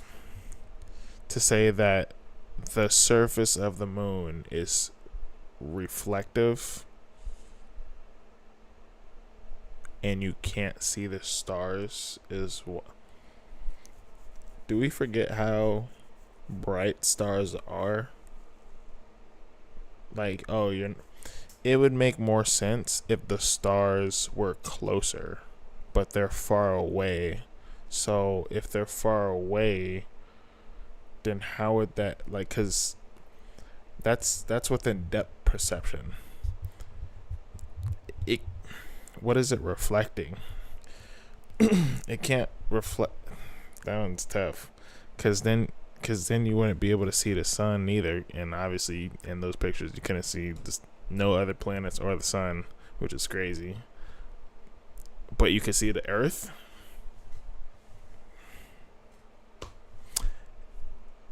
Math ain't mathin'.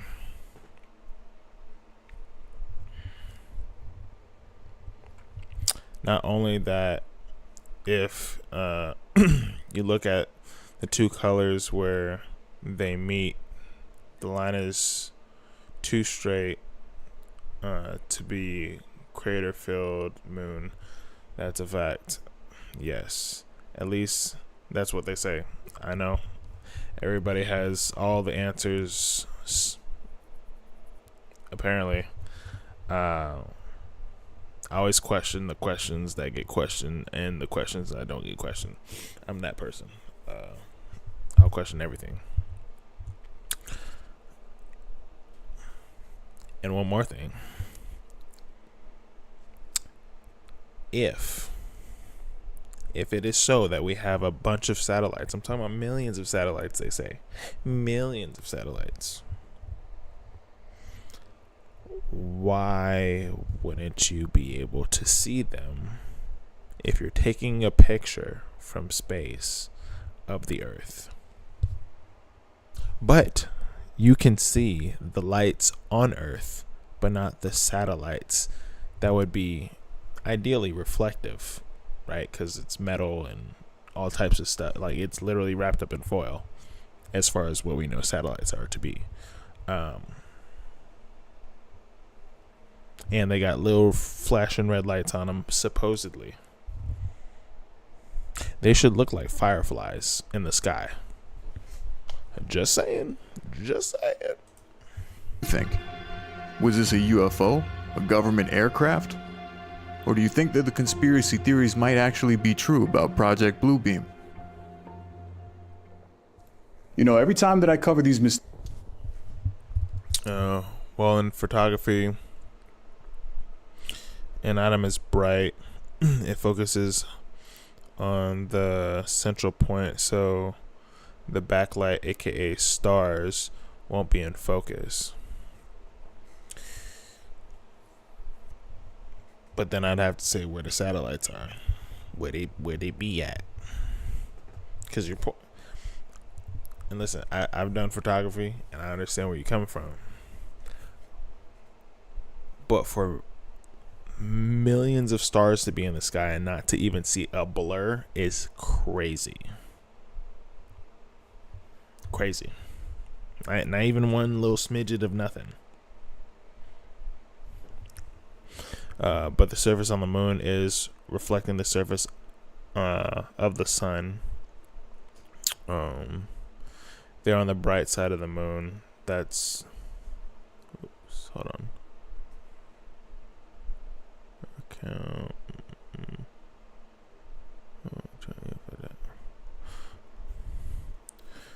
They were on the bright side of the moon. That's what they were talking about. So it's like a flash. If you're in space, wouldn't the stars be a lot brighter and closer from the moon? That's what I'm saying. Because you're like standing on the moon.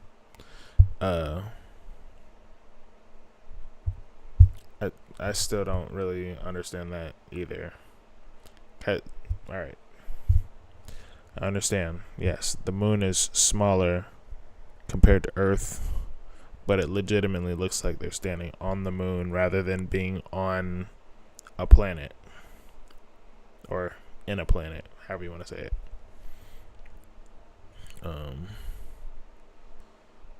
There's a picture of the satellite around Earth, but look, they said there's millions of satellites. Millions is a lot. They should look like fireflies. Mysterious sightings from different countries. I can't help but wonder. And I'm like, wouldn't you be surprised that there's not like random crashes of satellites like falling into like cities and houses and neighborhoods and traffic and all types of stuff? You hear them apparently, you know, falling into the ocean or whatever the case may be, but they're satellites. You can't necessarily control them if they're already falling. And I've never heard of anything striking a city, on the freeway, cars, houses, nothing. But apparently there's millions of them, and they could just, control traffic like that out in space. I don't know. But they can't control traffic here. That's crazy. That's crazy. I mean, yes, technically they're closer, but only marginally, in the fact that the closest star to us is still light years away. Is it possible that I might have roots there? Well, this is the perfect time to find out. Today's video is sponsored by MyHeritage, and right now we're going to dive into my own personal DNA and discover exactly where I come from. I would never do this. Ever. Because honestly, at the end of the day, I don't care. It's intriguing. I know I'm probably mixed with a whole bunch. I got a lot of family. But if I'm not getting paid from it, I'm talking about, like, if I'm not enough percentage native to where I get paid from it, I don't care. You know what I mean? We do not care. No, stars are millions of miles away, and those satellites are moving so fast. The satellites have trajectories. They have crashed. They're working to pick up trash up from space.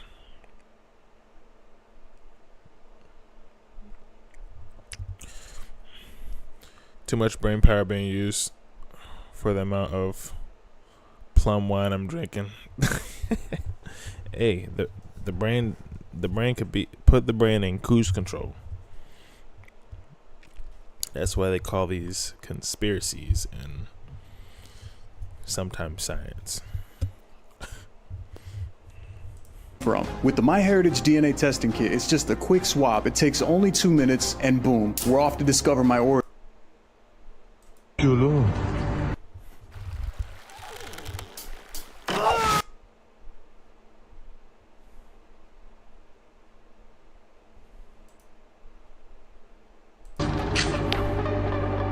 As it passes by, the first thing that someone might think is this is probably CGI.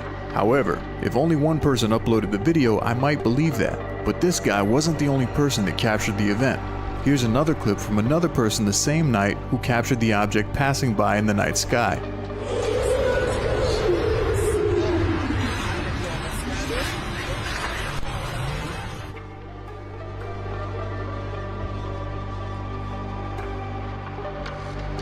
And then these people in the park as they look up and see the object approaching.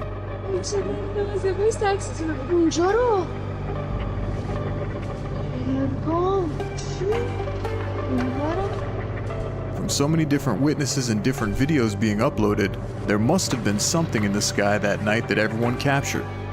In this slowed down footage, you can actually hear a strange noise being emitted from the object as it passes by.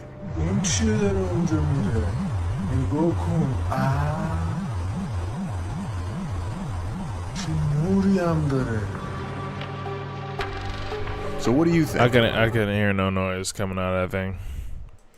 Is this UFOs? Government experiment? Said DNA kits give your DNA to the company. Yeah, I'm not doing that one. I did a DNA test because a lot of family drama. Found out my mom's father wasn't actually her dad. That's crazy. See, look, that's something I wouldn't necessarily care to know, especially if I like, my mom's father. Because then I'd be like, I have to disassociate now. Ancestry 1.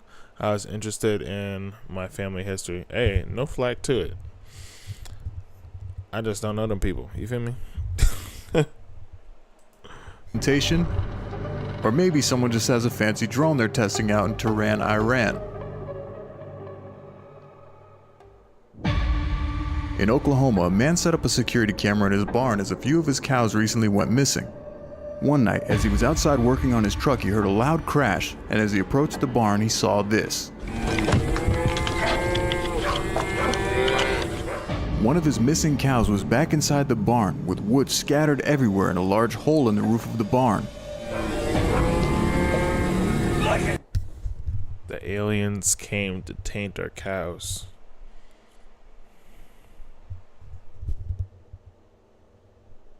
Now we have impossible burgers.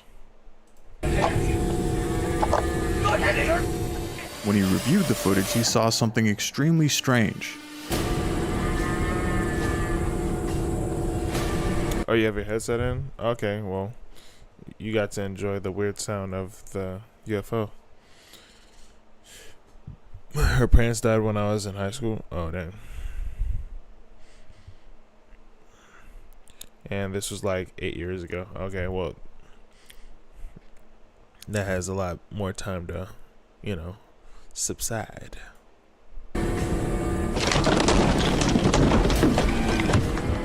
One of his cows returns crashing through the roof of the barn. Yo, the cow on the left, low key, was already looking up, like it already sensed something or noticed something. Look at it. It was already looking up.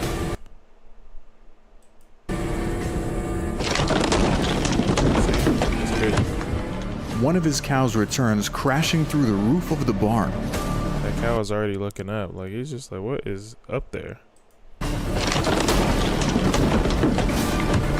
Oklahoma. He heard that whole Looney Tunes fall.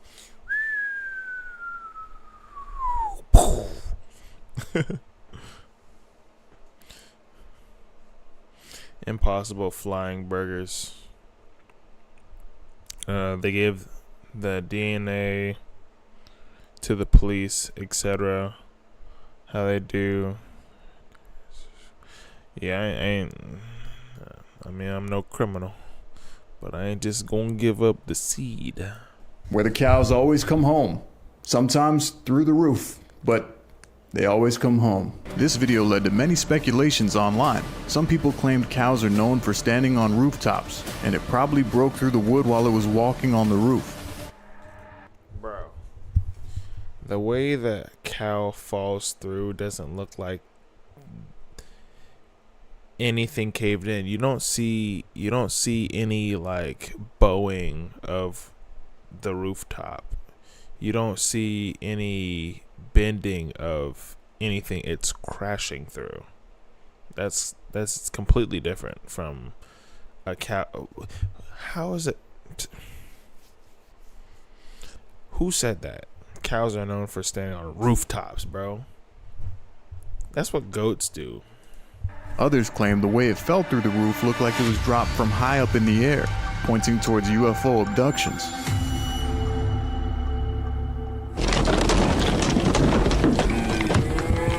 What do you guys think happened? Was this an alien abduction type situation? Or did a cow just wander off on its own and return and decide to hop on the roof?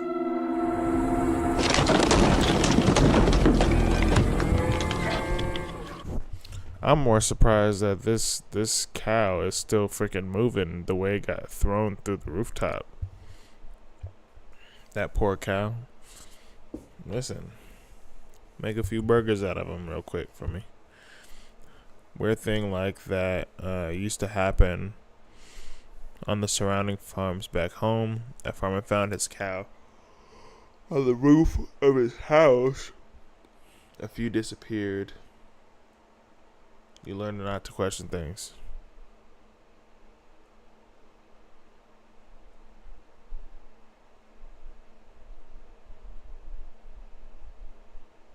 I call it an abduction, and they got set on the roof.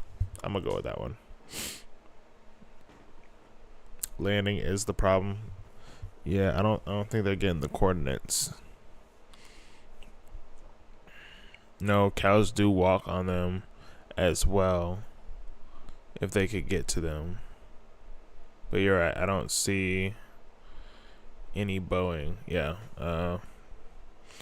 there's like, you would see something flex, creak, something, but the way it came in, it was coming in at an angle, so as if like the UFO dropped them off going by, and then it kind of went down like that. It didn't come like straight down. It came at an angle.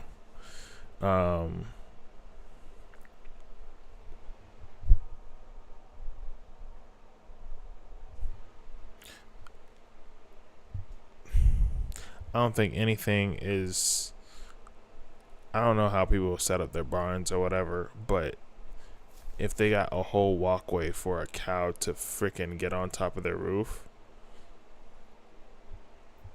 alright, that's the first I've ever heard or seen, but that'd be completely insane. I made over 6 figures trading without even looking at the charts.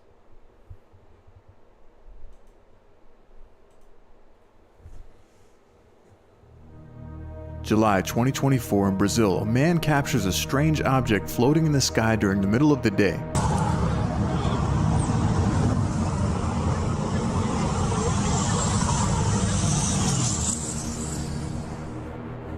Daytime sightings just prove that aliens have no concepts of time zones. They just don't care anymore. They're not being stealthy at all. This is one of the clearest videos that I've seen of a metallic object flying through the sky.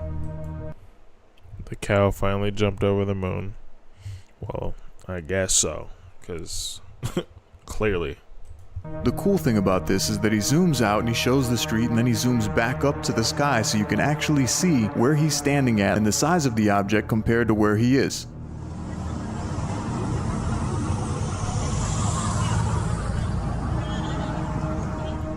It has a very odd shape, almost resembling a stingray, but appears to be a metallic saucer of some sort. Is it just me, or does this resemble the metallic object that was captured by a pilot just a year ago?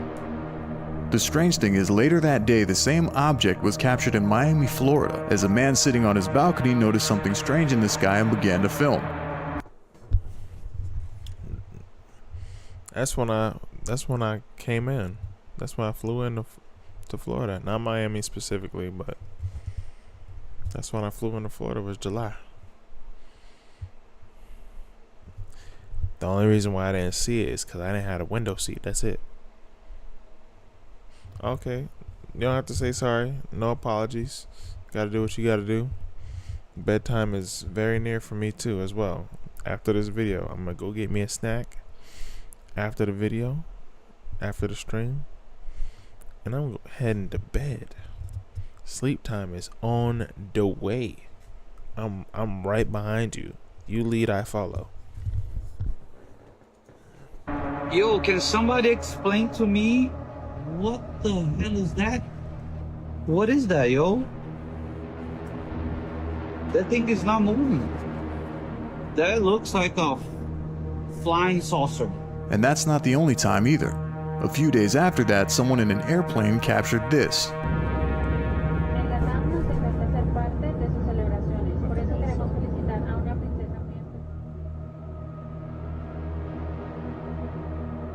Now I know there's been a lot of comments going around saying that these are metallic balloons floating through the sky. I'm not buying it anymore. What do you think? Do you believe that this is some sort of secret government crap that they're testing out? Or do you think these are visitors from beyond our world?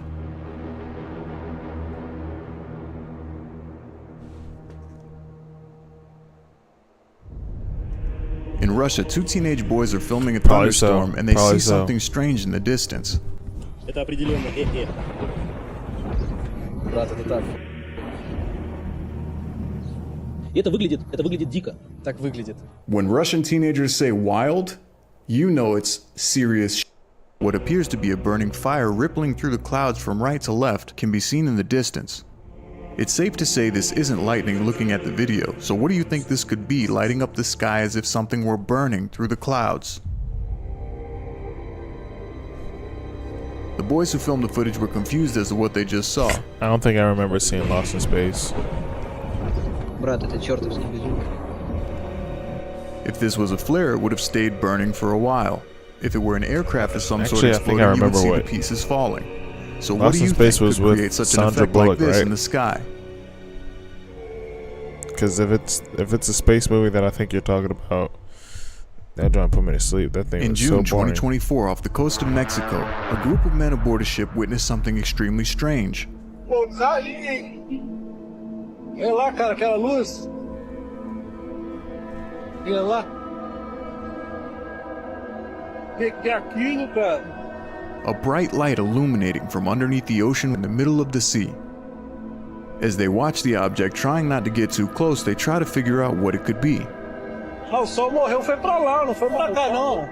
Não, o sol se pôs, não. This was such a strange sighting that it actually made it to news headlines. And that wasn't the only time that something like this was seen. Recently, off the coast of Puerto Rico, a couple fishermen noticed a similar light. Una boya allí.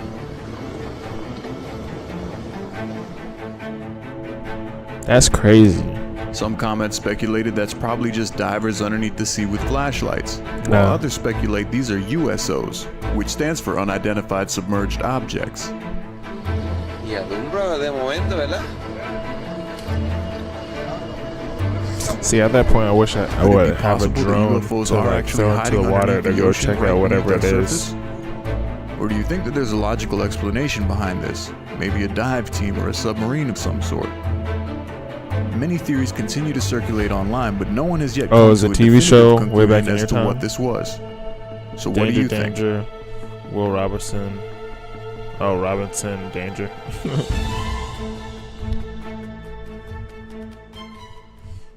As an interior designer See, running a business, my mom I was often have heavily into like sci-fi and stuff like that. So April 2024. And just like old TV shows, like sometimes still watch today. Oh my gosh, when my grandma was alive, she would just watch Walker, Texas Ranger. Oh my goodness. I'm talking about she'll watch the same thing over and over again. She had watched Walker, Texas Ranger probably like 5 or 6 times. The whole thing from like start to finish, and she'd enjoy it just as much as if she watched it for the first time every single time. Crazy. Yeah. And it was Walker, Texas Ranger, and what else? The Rifleman. Oh my gosh. My grandma loved the Rifleman. Love the Rifleman. Nobody could beat Chuck Norris, and nobody could beat the Rifleman. A woman captures strange lights in the sky on a Ring doorbell camera facing her barn. The lights made no sound. Whatever was there was making no sound, and they were orange. And we don't have the color because it was the night vision. Night vision always makes things creepier, especially when you have horses on a barn with UFOs passing by. I like it. If you look closely, you can see the light blink and then disappear, and when it reappears, it's in a whole nother place entirely. People are calling this type of UFO blinkers or jumpers. The woman even said as she watches the footage, she could see one of her horses reacting strangely as the light is passing by, almost as if it were afraid of something. And that's not the only time that someone captured this. In this next clip, a man sees the same thing passing by in the night sky. No, it's not. That is not a plane. Where are the clouds? There's no clouds in the sky. The UFO can be seen at one point and then suddenly disappears and reappears in another as if it were teleporting. Look, it just disappeared. See, it's not a plane. That's not a plane. Guys! I got it. And then there's this footage of a woman capturing the same thing. What the fuck? What is that? Where is it?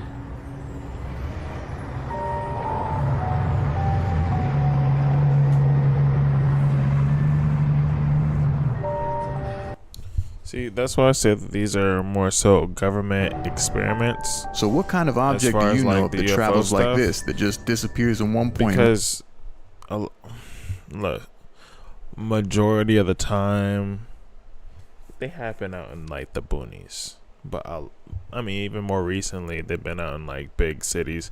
And yes, they have been mostly in big cities. But they started out just like out in the country, like where nobody will believe somebody. Now it's like everywhere. reappears at another, and while airplanes do have blinking lights, it's not the same type of motion. Whatever this object is, it seems to disappear and reappear much further than the point that it disappeared. You said my youngest, his middle name is from a character I love in a show from Gunsmoke called Newly. That's cool. Here within a second. It's a very strange movement, I must say myself. But I'll leave the conversation open to you guys. What do you think this is?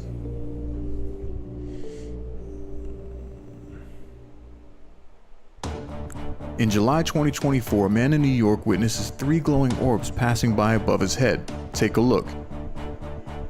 Things are orange. Look at them. Next to each other. They literally fly next to each other. They're orange in color. Look at that. It's a triangle. The objects seem to remain in a triangular formation as they pass. The man begins asking strangers on the street if they've ever seen anything like that. You guys know what that is? You see that? I love New Yorkers, I really do. They just love talking to random strangers. It happens in every video I do. Yo, you seeing this thing? Look at this. You see the orange lights? Who are you again? Yo nunca he visto eso. Es una cosa anaranjada en triángulo. Mira cómo vuelan. No hacen sonido. Personally, I 100% believe that this footage is authentic. You can say what you want about videos being photoshopped or edited, but when you witness something like this in real life, not only is it breathtaking, but it's mystifying. I'm not even recording it right. Wow. I don't know what it is. Trying to understand what this possibly could be, with no explanation on the news, no government coming forward saying we're testing out new aircrafts, at least.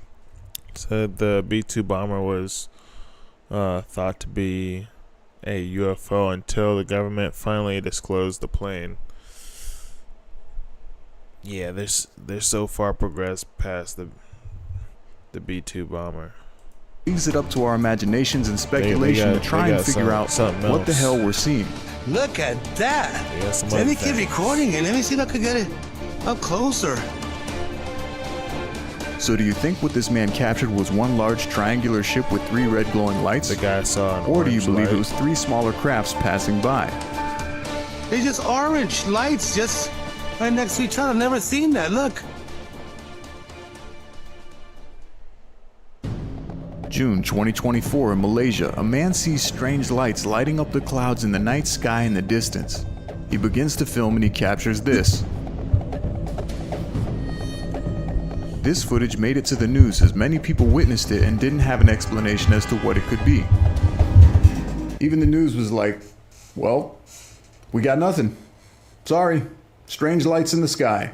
Unexplainable. Some of the comments online say that it's probably just spotlights or a laser show, but people who witnessed it claimed that it seemed like the light was illuminating from inside of the cloud outwards, not from the ground up. Another similar sighting was captured in the Philippines when someone recorded this, the same type of pattern lighting up the clouds in the sky. People have been seeing this pattern appearing in the clouds more and more over the last couple of months. Some are blaming it on Project Bluebeam, others are blaming it on the government. And then some of us are secretly hoping that this is alien life visiting us and we actually have proof.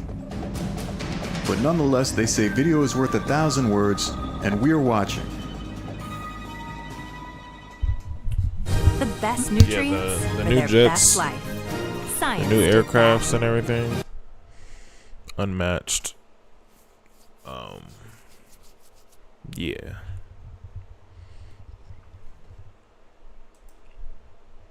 And then there's this clip. In Russia, a man captured something extremely strange from the balcony of his apartment. Remind anyone of the Northern Lights. If anything reminds you of the Northern Lights, Hundreds of glowing lights can be seen spiraling in a strange figure 8 shape up in the sky. If he would have just played the right music while this was going on,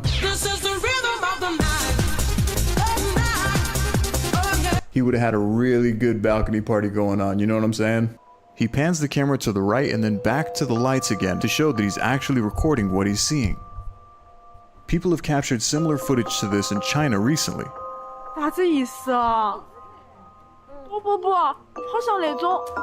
Thousands of small glowing dots swarm the sky, circling the moon like a celestial dance. They look like drones. So what do you think this could be? Those Is look this like hundreds drones. of different strange probe-like UFOs flying through the sky? Or is there a simpler explanation? Late at night, a man notices a strange illuminating light in the sky from outside of his high-rise balcony. He goes outside with his cell phone and captures this. I see the weirdest thing upstairs. It's not a glitch in my phone. I'm zooming in. It's shining. The object appears to be floating, just hovering in one place, not really moving much. It's very high. As far as I know, this is the highest building around here. And that thing is doing stuff, changing colors. But it seems to be putting on a strange luminescent light show. If you look closely, it almost looks like the object is pulsing with several small lights. Puzzled and confused, the man continues recording, trying to figure out what it is that he's looking at. Yeah, they definitely got some stuff that can turn on a dime without like. Here oh, is yeah, my turn lighter. this way or turn that way. Is It's the like building. boom, so boom. what the is that? It's very high. Look at this. Anyone from Pattaya know what this is? Don't yet. Looks kind of weird to me. Standing very still. To me, it almost looks like something out of the movie Avatar. But what do you guys think? Is this CGI? Or did this man actually capture something strange floating through the night sky? And if he did, what the hell was it?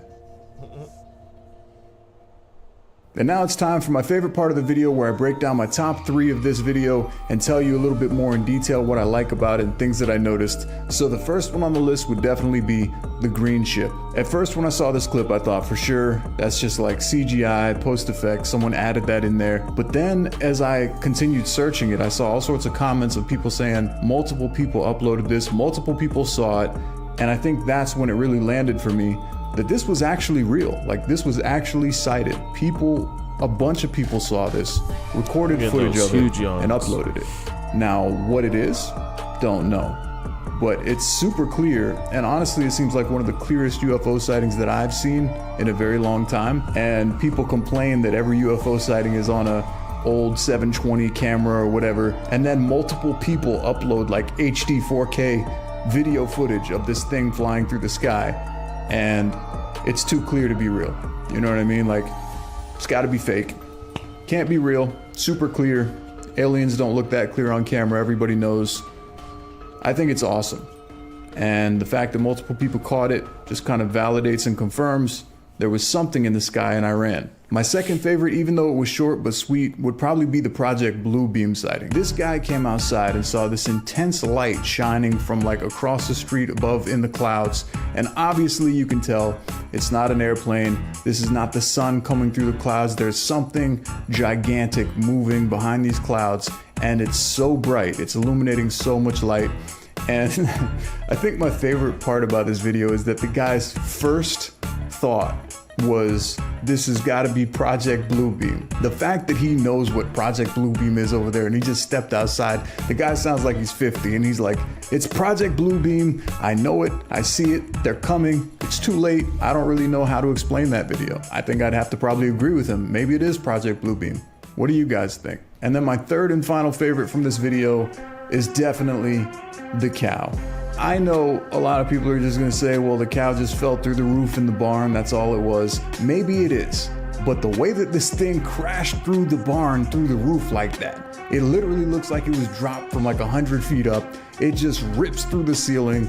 All the other cows are freaking out, don't know what to do. This thing is kicking and thrashing around, bending metal poles that it landed on. And apparently the cow seemed fine because it got up and walked away. The guy in the background, he's like, look at this, look at this. He doesn't know what.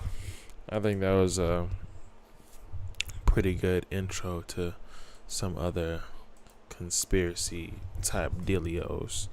I do appreciate everybody, Kenya, Sandra, Sable, and anybody else that's just been watching the stream and, you know, just hanging out and about. Appreciate y'all. Love y'all so very much. Let me see. I'm definitely going to be streaming tomorrow after church. I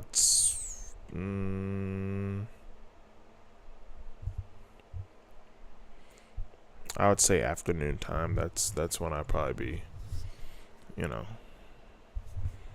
ready to stream. So anytime before or after noon, that's probably after the noon time is probably when I'm gonna start streaming. So between 12:01 to 3, no later than like 4:30. So that's when I'm gonna be streaming tomorrow. It's gonna be a dope, lovely stream tomorrow. Sleep well. Yep. Thank you so much. You guys sleep well as also. Y'all guys have a lovely time. I love everybody that comes in the stream and keeps everybody else company while we go through the shenanigans. But hopefully you guys have a wonderful rest of your night. You guys have a wonderful night.